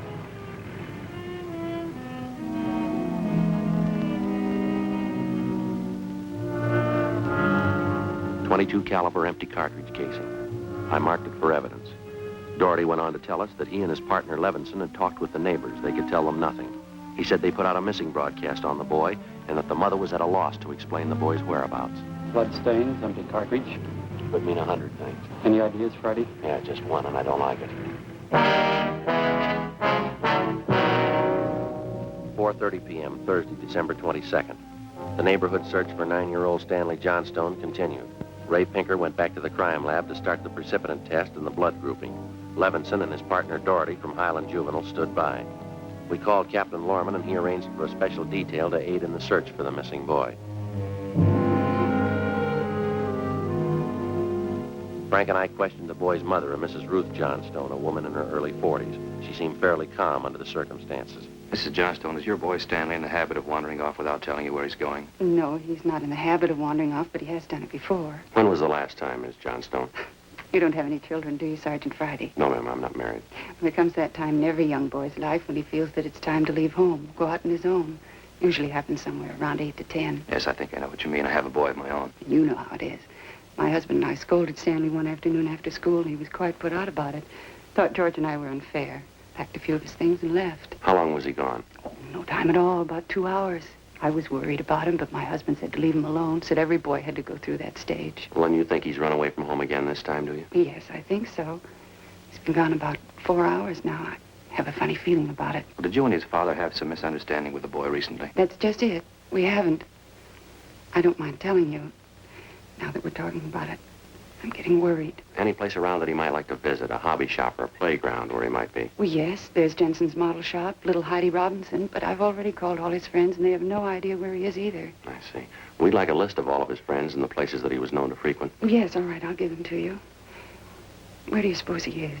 Where's your husband now, Mrs. Johnstone? At work. George works for the city. He's a fireman. Where's he stationed? Engine Company 12. He's working the A platoon. He'll be home tomorrow morning.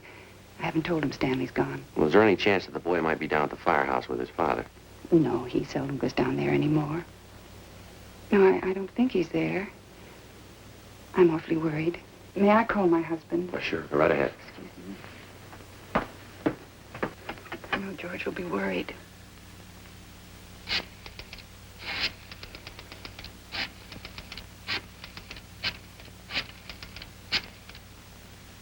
Engine Company 12, please. Stanley's been gone too long. Hello? May I please speak with George Johnstone? This is Mrs. Johnstone. Thank you. I hate to call George at his work. Yes, ma'am. Does your husband own a gun? Yes, he does. What caliber, would you know? Well, it's a .45 automatic. He got it in the Army. George? This is Ruth, George.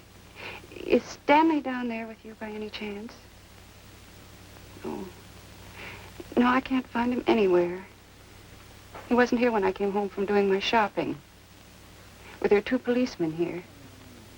No, dear, I'll call you if we don't find him soon. All right, dear, yes, you too. Bye. I didn't think you'd be with George. That .45, is that the only gun in the house? Yes. Why are you asking about guns? Has anything happened you're not telling me about? No, ma'am, just routine checking. We'll have to take a look at that .45 if you don't mind. Well, maybe I should tell you. We do have another gun in the house, but it's all wrapped up. George bought it for Stanley's Christmas present. Wonder if we could see that, please. Well, yes. Do you have to unwrap it? I'm afraid so. Well, it's this way. It's in this closet. Think I can reach it. I had to hide it. Oh. Stanley must have found it. It's gone. Here's the gift card and the box the gun came in. It was a rifle. Wonder if I could see that box. Of course. Thanks, ma'am.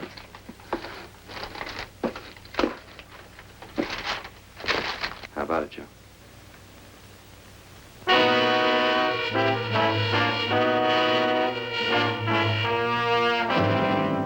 Thursday, December 22nd, 5:15 p.m. The search for the missing boy continued.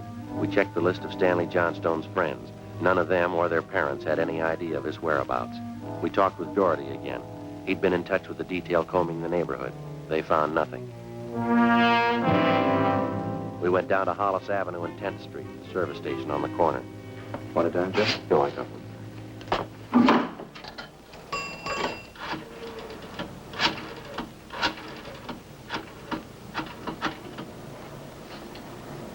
Two 667, please. Thank you. Crime lab?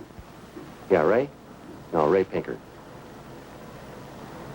Hi, Ray. It's Friday. No sign of him yet. Did you finish the precipitant yet? I see.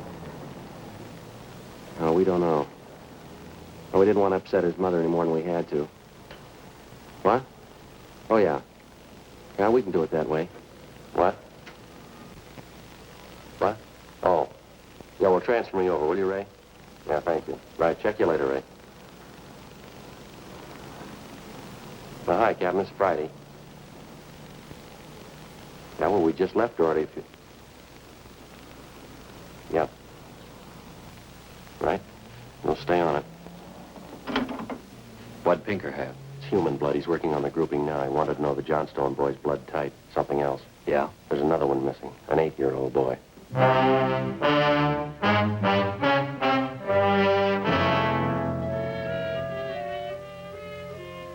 6:30 p.m. We talked with Officer Doherty about the other missing boy. He told us that his name was Stephen Martin, 8 years old.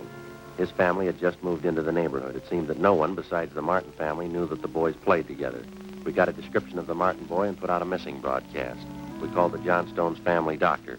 He told us that Stanley's blood type was type O. At 7 p.m., we talked with Mrs. John Martin. Stevie told me he was just going out to play. He said he'd be home by 6 for dinner. Yes, ma'am. He's always prompt, never overstays his playtime. It's after 7, isn't it?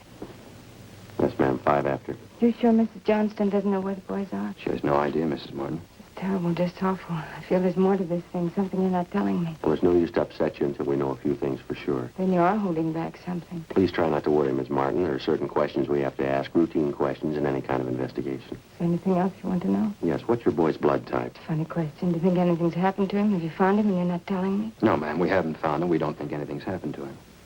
Blood type? Yes, ma'am. I think I have it written down in Stevie's baby book.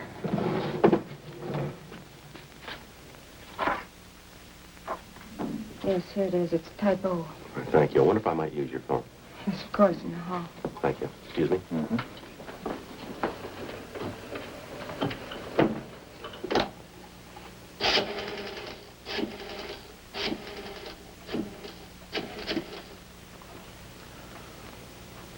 $2667, please.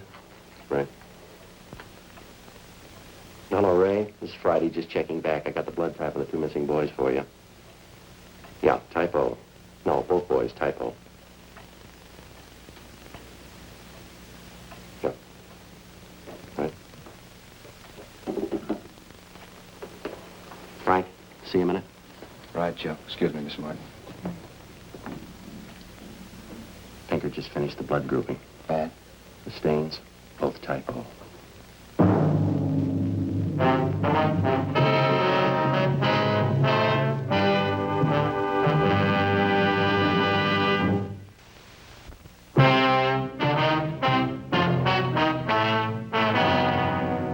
8 p.m., Thursday, December 22nd.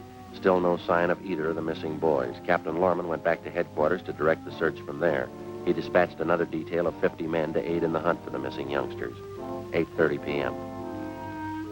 We went up the block to see Mrs. Johnstone. Her husband had quit work early and returned home. We talked with him. He could tell us nothing more than we already knew.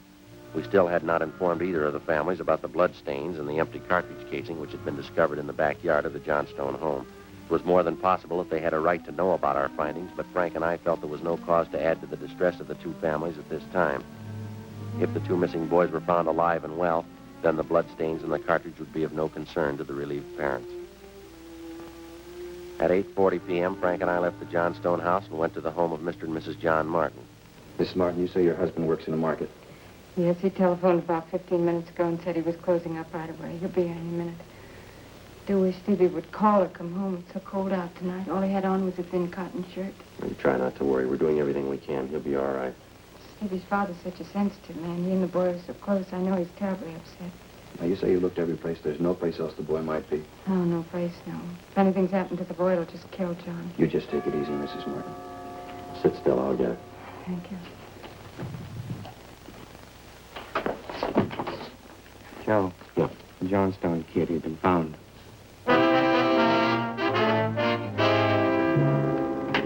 He's home, Sergeant. He's come home. Thank God he's all right. Well, where's he been? Did he tell you? No, he didn't. He's acting so strange. I've never seen him like this. How do you mean, Mrs. Johnstone? Well, he just came in the front door, said hello, Mom, sat down in a chair and stared at the floor. Won't talk to his father or me. Mind if we talk to him? Well, no, go ahead. I asked him about the little Martin boy, but he wouldn't tell me a thing. Where is he now? In the dining room.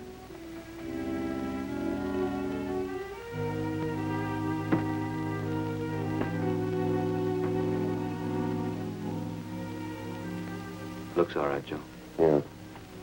Son, this is a police officer. He wants to talk to you. Don't be afraid, dear. He only wants to ask you some questions. Son? You see, Sergeant? Stanley. Look at me, son. Come on, youngster. Get your head up. Come on now. That's better. Had your mother pretty worried, you know that? Want to tell us where you've been? You should try and get him to eat a little something. Do you hear that, son? You want something to eat? Stanley, there's another little boy up the street who hasn't come home. You know where he is? His father and mother are worried about him, too, just like your folks were. You've got to help us find him, son. I killed him. I killed Steve. What's the 22? We were only playing, but I killed him. How do you know you killed him? Maybe he's only hurt. Now, isn't that it? No, he's dead. I know he's dead. The gun went off. We forgot we put bullets in there. Where is he, Stanley? I hit him. I was scared. I didn't want anybody to find him. I don't want to go to jail. Where'd you hide him, son? Out in back under some leaves. I didn't mean it. He was my pal. You want to show us where, Stanley? Yes, I'll show you. Please don't send me to jail.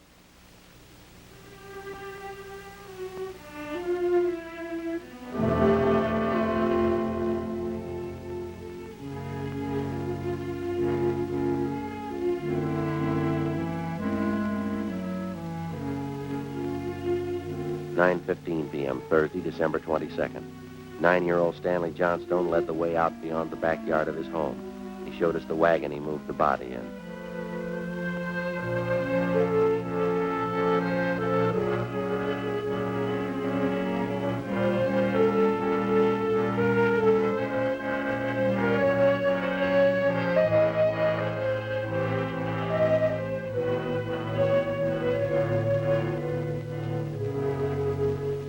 Stanley led us to a small clump of trees in back of the house.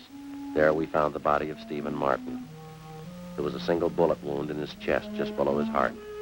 He was dead.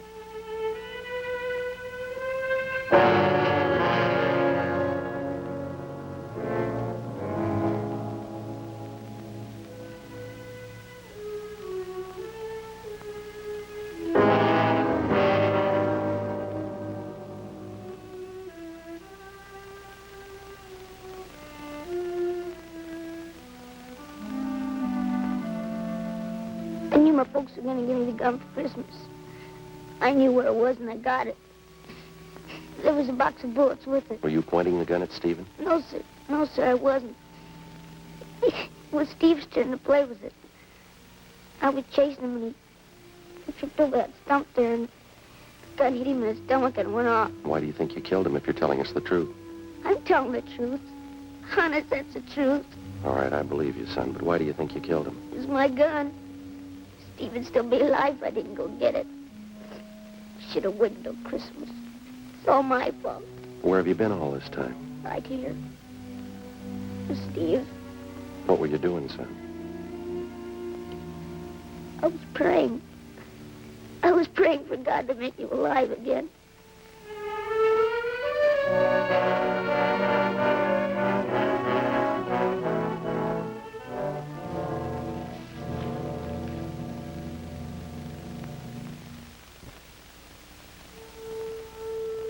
After a thorough investigation, Frank and I were convinced that the shooting of Stephen Martin was accidental. All evidence indicated that the Johnstone boy was telling the truth. We put in a call to the coroner's office and acquainted him with the facts. He designated a local mortuary to handle the body pending autopsy and granted us permission to remove the body to the Martin home.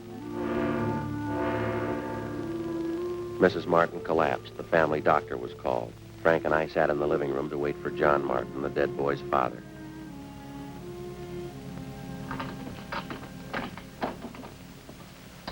Edith? Edith? Mr. Martin?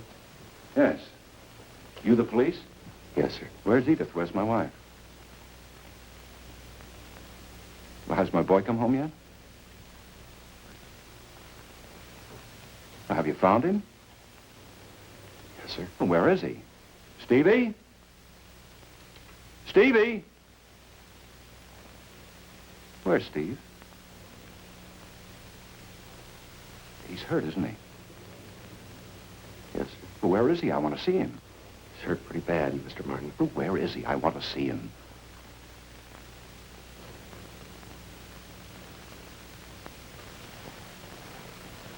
How bad? Pretty bad.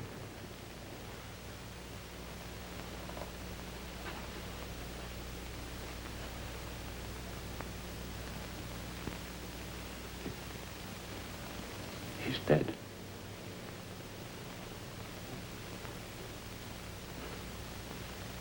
All right, if I go in? Yes, sir. Will you go with me? Yes, sir, sure.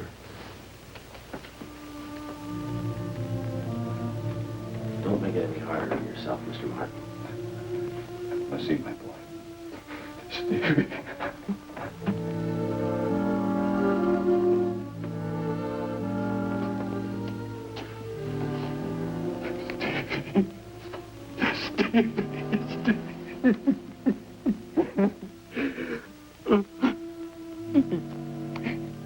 Listen to me,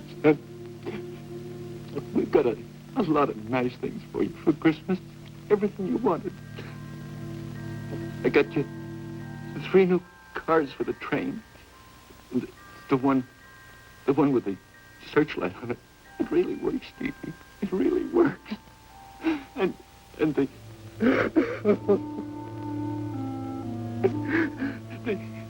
the new switch you wanted. And a lot more track. You know,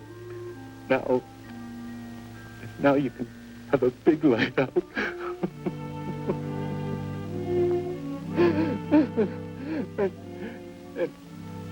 and you know that catcher's mitt you wanted? I got that for you too. And the cowboy outfit.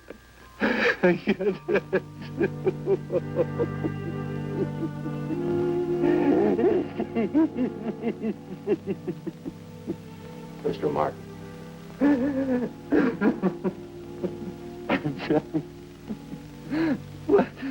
What happened? It was an accident, sir. He was playing with the Johnstone boy up the street. Playing with a gun. Went off. What was the name of that other boy? Stanley Johnstone. It was an accident, sir. Mr. Martin, I want to see that boy.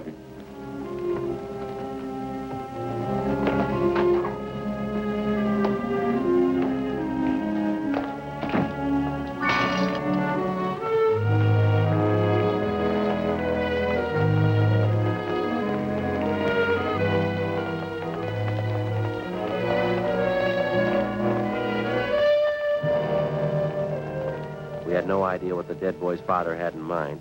We didn't feel that we should try to restrain him. We went along with him up the street to the Johnstone home. I'm Stevie's father. Where's your boy? I'm sorry. We bought the gun and we were going to tell him not to use it unless his father was with him until he learned how to treat firearms. Where's your boy?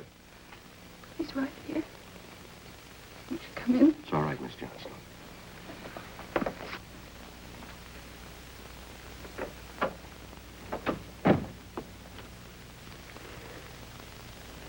Are you the boy that was with Stevie?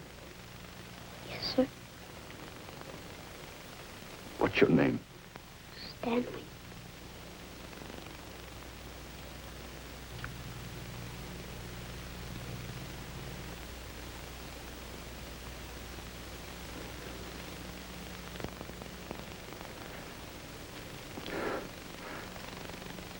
I know it wasn't your fault, Stanley.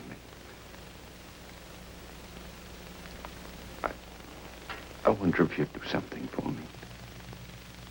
Yes. I've got a lot of nice presents for Stevie. I know he'd like you to have them. I want to give them to you. Christmas Eve. Mom, I think that'd be a fine idea, son.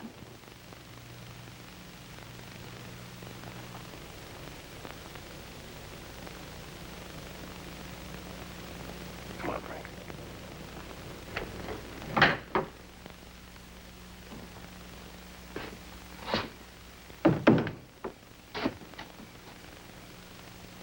Well, what's it all prove, Joe? You don't give a kid a gun for Christmas.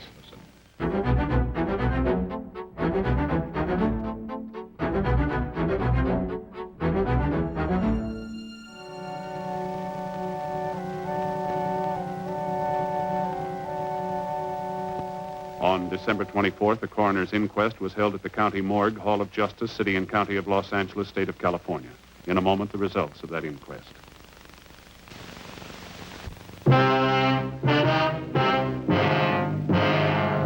The coroner's jury ruled that the death of Stephen Martin was the result of an accident.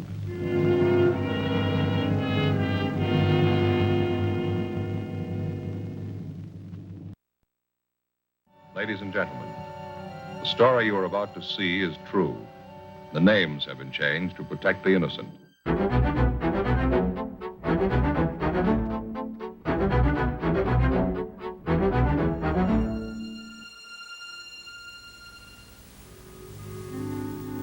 This is the city. Everything in it is one way or the other. There's no middle ground. Narrow alleys. Broad highways. Mansions on the hill. Shacks in the gullies. People who work for a living and people who steal. These are the ones that cause me trouble. I'm a cop. It was Monday, April 17th. We were working the day watch out of forgery detail. My partner's Frank Smith. The boss is Captain Welch. My name's Friday. We'd gotten reports of an expert check forger operating again in the city. She'd written more than $20,000 in bad checks. We had to stop her.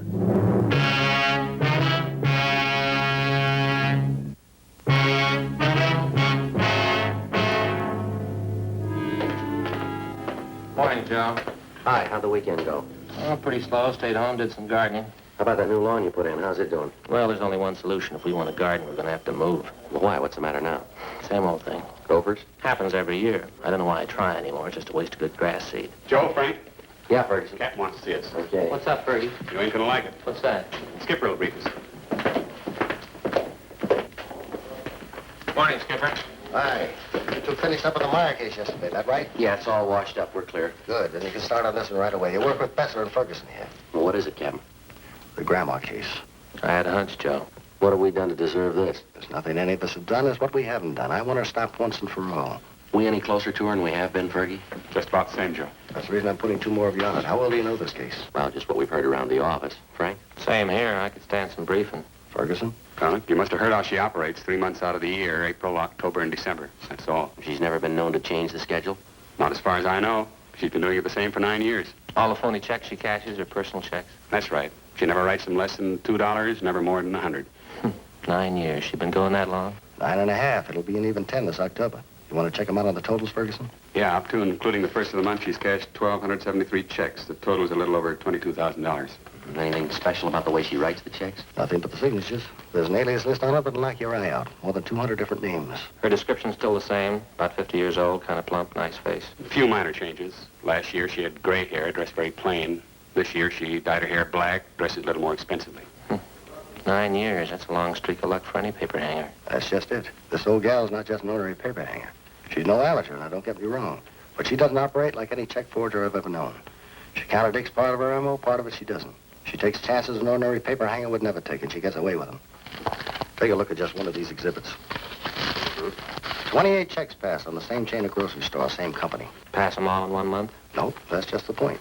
2 years ago, she passed 14 of them, spread them out over a period of a month. Last year, she passed another batch of 14, all within 3 days. 1 year, she used a different name on each check. On this batch, she used the same name. Well, does she have identification when she passes these checks? Always. Phony driver's license, social security card, the works. Then she's got that sweet grandmother smile of hers. Clerks rarely turn her down when she shows up at the check. You can get used to various descriptions on her, too. Give the file a look. Hardly 3 of the check victims can get together on what she looks like exactly. But where are they getting stung the most? Downtown or out in the neighborhoods? The neighborhoods. Anywhere from the beach area to the valley. Well, that whole file, Skipper, that's not just her work, is it? Every last bit of it. We can't fit it in a 6-foot shelf. In 9 years, I've had 5 teams of men work this thing. None of them reached her. You and Friday make the 6. Yeah, well, it's April 17th. How's she doing so far this month, Fergie? Cashed $602 in checks we know of since the first of the month. Same general description, same general M.O. No fresh leads? She's been operating 9 years, Joe. Yeah. She's just as good as ever.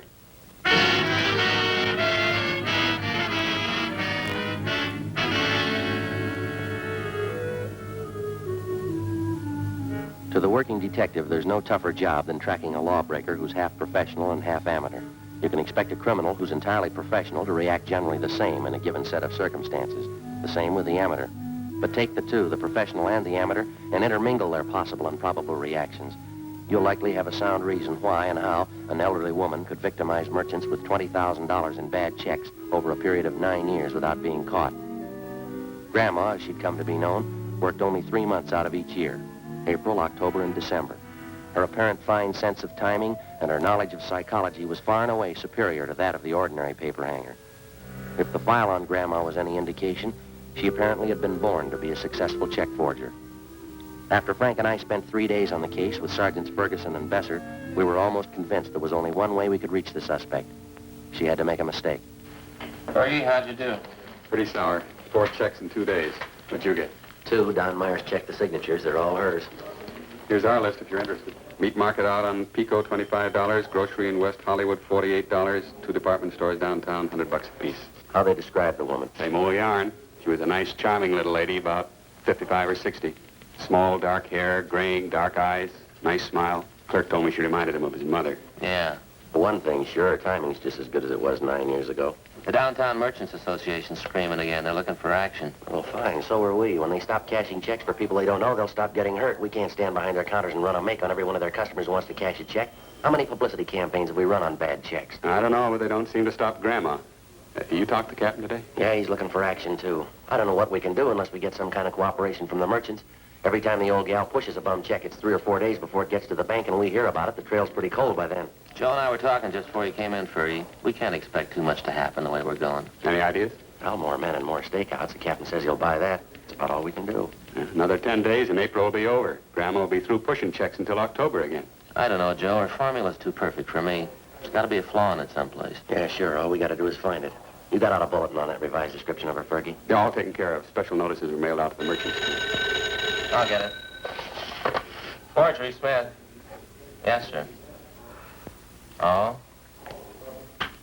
Yes, sir. We'll be right out. Thanks. Anything? Yeah, a supermarket on North Temple just got hit with 2 checks. Yeah? Clerk says the woman reminded him of his mother.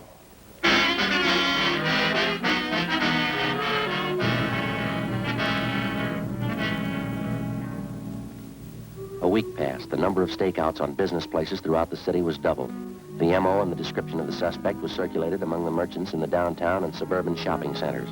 Clerks were especially warned to be on the lookout for her. The precautions went for nothing. Grandma's checks kept showing up at the rate of 2 and 3 a day. On April 27th, she passed a check for $50 at a delicatessen on Hollywood Boulevard. We drove out to interview the owner, a Mr. Hammerston. She's the nicest old lady I think I ever met, Sergeant. Sure surprised me. Say, you wouldn't care for a piece of liverwurst, would you? It's a new brand. Don't know whether my customers are going to like it or not. No, thank you. Had you ever seen the woman before, Mr. Hammerston? Oh, I guess she'd been coming in here for at least a week or 2. Said she was new in the neighborhood. We used to get gabbing all the time. Mm-hmm. Did she do much shopping here, sir? Quite a bit, yeah. Always paid in cash. We got to be great friends, you know. Used to talk about the old country, things like that. She said she came from the same town in Finland my folks did. I guess she was just buttering me up, huh? Well, that's the way it sounds, yes, sir. Had you ever refused to cash a check for her? No. She never tried to pass one, just this once, and I did it. Do you have one of those circulars that we sent out on this woman? Well, I'm ashamed to say it, Sergeant, but I have. Hanging right back there in the storeroom. Thing is, I never connected the two, the woman and notice. The way she looks at you, you know?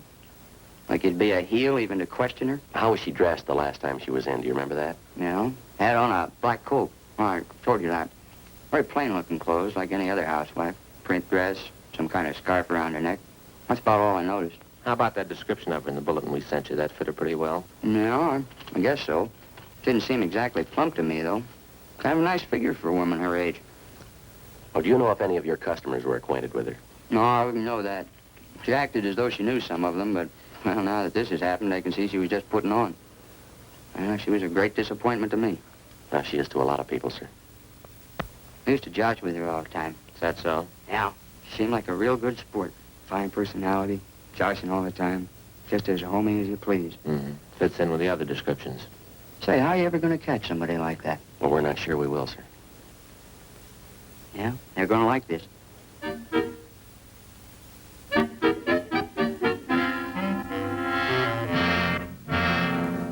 Two days later, on April 30th, right on schedule, the flow of bogus checks in Grandma's handwriting suddenly stopped. If she continued to work by the same timetable she'd been using for the last 9 years, she wouldn't start operations again until the 1st of October. During the next 5 months that followed, from May to the end of September, Besser, Ferguson, Frank, and I handled the usual run of check cases. At the same time, we used up every spare hour we had making preparations for Grandma's next appearance. Every businessman throughout the city who might be a possible victim was alerted. A revised description of the suspect, together with her M.O., was printed up and given wide distribution. Every possible precaution was taken. October came. Grandma started on the 10th year of her forgery career without a hitch. On October 1st, she cashed a check for $75 at a large downtown woman's shop. As soon as we got the report, we drove out to the store and went to the department where the check had been received. A fashion show was in progress. We asked to see the manager.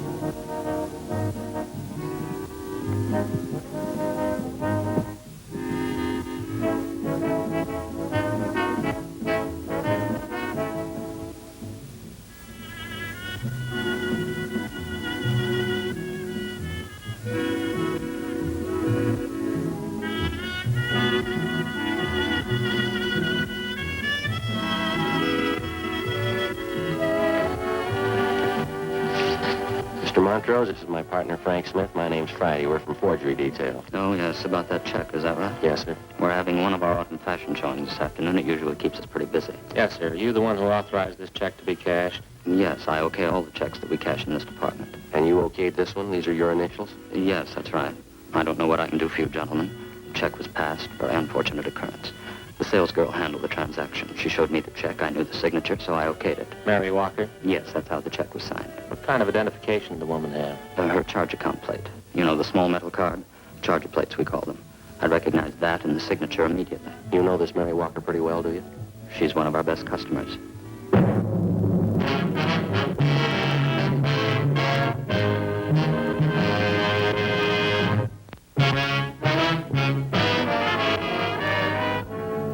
Friday, October 4th, 2 p.m. Before we left the store, we found that another worthless check bearing the signature Mary Walker had been cashed in a different department of the store on the same day as the other forged check.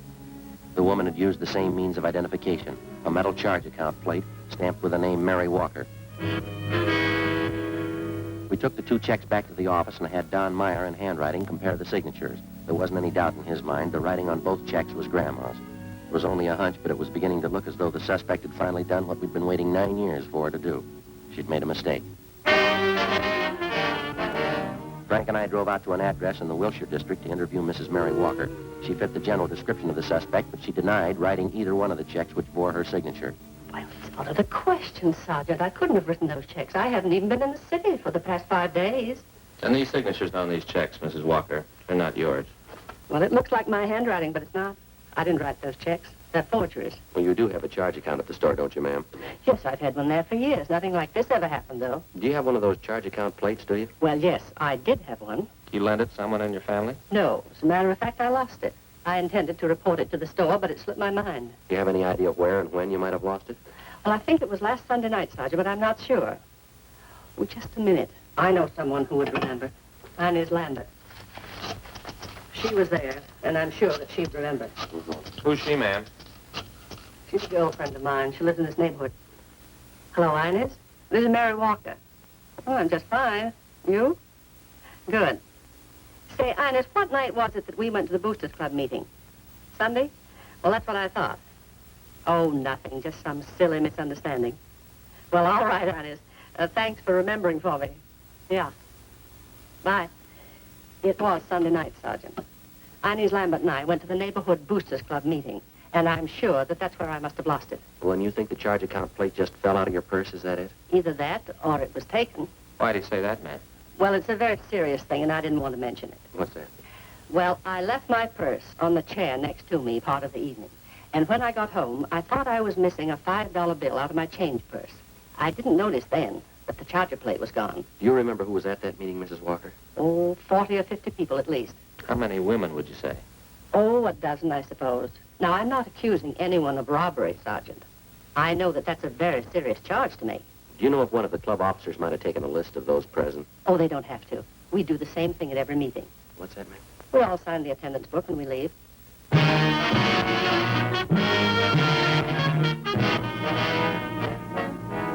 3 p.m., Frank and I contacted the secretary of the Neighborhood Boosters Club. He gave us a list of those present at the Sunday night meeting of the club.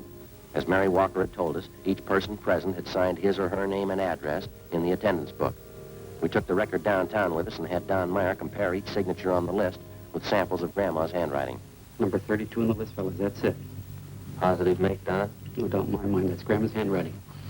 Let me see how she signed it. Mm-hmm. Mrs. Inez Lambert. We went down the hall to R&I and had them check the name Inez Lambert through the files. She had no criminal record. Together with Bester and Ferguson, Frank and I spent the next day and a half trailing Inez Lambert wherever she went. She fitted the description of the suspect perfectly. We questioned her friends, her neighbors. We dug back into every corner of her life for the past 10 years. The results were pretty amazing. We found that she was highly respected by everyone she knew. She was active in a dozen civic and church organizations. Her reputation was spotless. There was only one hitch. Mrs. Lambert's hobby was charities. By checking back, we found that during the past 10 years, she donated an average of $3,000 annually to various charitable organizations. Her husband's total annual income was $7,000. From her bank, we obtained specimens of Inez Lambert's handwriting. It matched almost perfectly with every signature in the grandma file. Monday, October 7th, Frank and I called on Mrs. Lambert. She asked us back to the kitchen. You know, Mary Walker was telling me about you. She told me about missing those things from her purse at the meeting. Is that what you wanted to inquire about? Well, yes, ma'am. We wanted to ask you some other questions besides that. Well, you sort of caught me at a bad time. I was just getting ready to put some baking in the oven for dinner tonight. Would you mind very much if we talked while I worked? I've got to get this done. No, not at all, ma'am. You go right ahead. Oh, there goes that cream sauce boiling over again. Officers, just take chairs there, would you please? And I'll be right with you in just a minute. Oh, thank you, ma'am. You know, this cream sauce is so temperamental, I can't take my eye off of it for a minute. Yes, ma'am. Either of you officers like a nice cup of hot cocoa? It's kind of chilly out today. Well, no, ma'am. We only have a few questions for you. It won't take very long. I see. Well, I'll just get my eggs beaten up here then. The crowd here, would you mind holding that Sure. for me for just half a minute? Just anyway, that's fine. Thank you very much. These eggs beaten, you know, and we make meringue, and you can't make meringue very well without plenty of eggs. Yes, ma'am. What's this going to be? Oh, this is going to be a pinch pie. Did you ever hear of a pinch pie? It's, you know, it's a sort of a meringue tart. I'll just beat these up nice and fluffy. Sorry, I'll take it, please. Sergeant, would you mind handing me that cup of sugar right back up here, or some sugar, and I'll put it right in the cup here. Yes, ma'am. There's a cup here. Do you This want... is a whole pack. No, I'll leave the one. It's all right. Thank you very much. Just pour a little. That's enough. Thanks very much. Make it rather nice. There we are. Beat these all up nice and fluffy.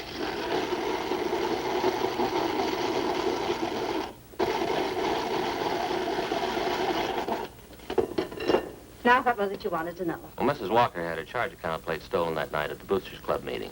Someone's been using it to cash bad checks in her name. Is that so? Well, Mary didn't tell me that. The same person who's using that charger plate has been cashing bad checks all over the city. Been doing it for some time now. Oh, my. Well, I don't think I can help you, Sergeant. I went to that meeting with Mary. She says somebody must have been in her purse, but I didn't see them. Do you have that charge account plate, Mrs. Lambert? Me? Oh, no. I have my own. Now, let me see. Teaspoonful of vanilla, a teaspoonful of vinegar, a teaspoonful of water, combined in a small pitcher or cup. We've got good reason to believe you have that charge account plate, ma'am. Did you take it from Mrs. Walker? That's a silly thing for you to say, officer. I told you I have my own charger plate. I never borrow anyone else's. No reason to. I add a few drops of combined liquids and beat constantly. Did you cash 2 checks last week and sign them with Mrs. Walker's name? Why, of course not. Why should I do such a thing? Mary Walker's one of my best friends. I would do that to her even as a joke. Our handwriting man compared the signatures on those 2 checks, Mrs. Lambert. Both of them match your handwriting. Well, then your handwriting man certainly made a mistake.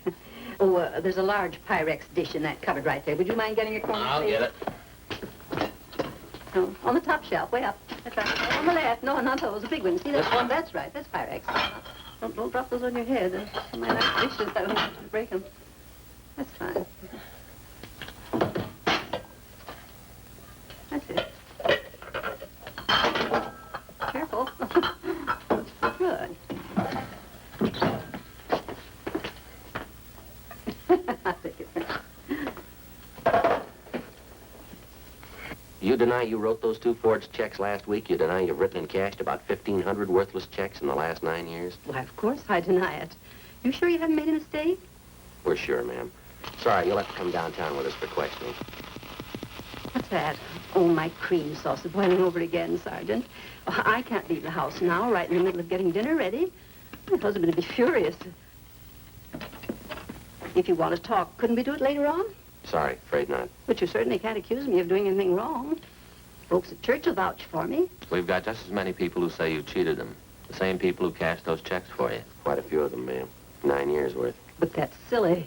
9 years and cashing checks. I'm sure you must mean somebody else, Sergeant. Well, I've got to get this platter greased. Now, let me see. Heat meringue upon lightly greased platter. Yes, that's right. We don't mean anyone else, ma'am. You'll have to come along with us, Mrs. Lambert. But you can't prove a thing. You can't prove anything about me. We've got a record downtown on every single check you passed since you started. We've got specimens of your handwriting and people to identify you. We know what your income is. We know how much you've given to charities. My donations to charity are my business. You've no right to upset me like this. How many average families give half their income to charity? Can you answer that for us, Miss Lambert? But that's my business. It's none of yours. I certainly have a right to give what I please. The money's got to come from someplace, ma'am. Is that what the checks were for? All right, we're going to lay it out for you, ma'am. We have all the evidence against you that we need. Witnesses, too. We don't know why you've been cashing these checks, but we do know that you have been. Now, I think it'll work out better for everybody concerned if you tell us the truth. I do hope I put enough vanilla in theirs. Would you like to tell us about it?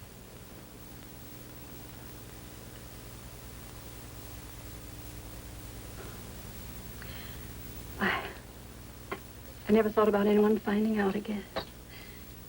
I guess I should have expected it, shouldn't I? Yes, ma'am.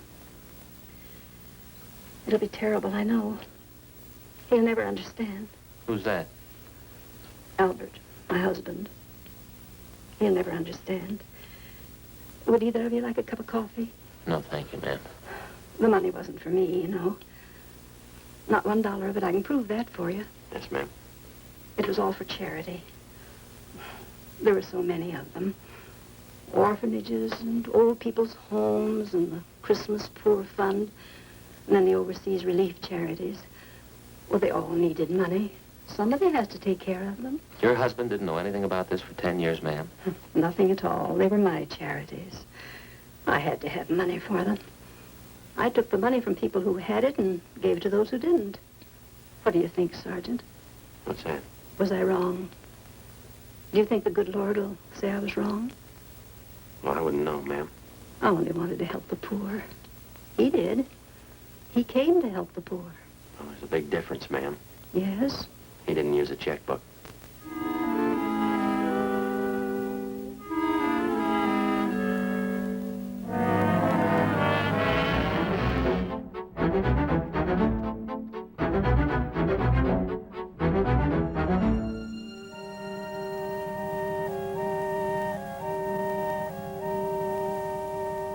On December 17th, trial was held in Department 81, Superior Court of the State of California, in and for the County of Los Angeles. In a moment, the results of that trial.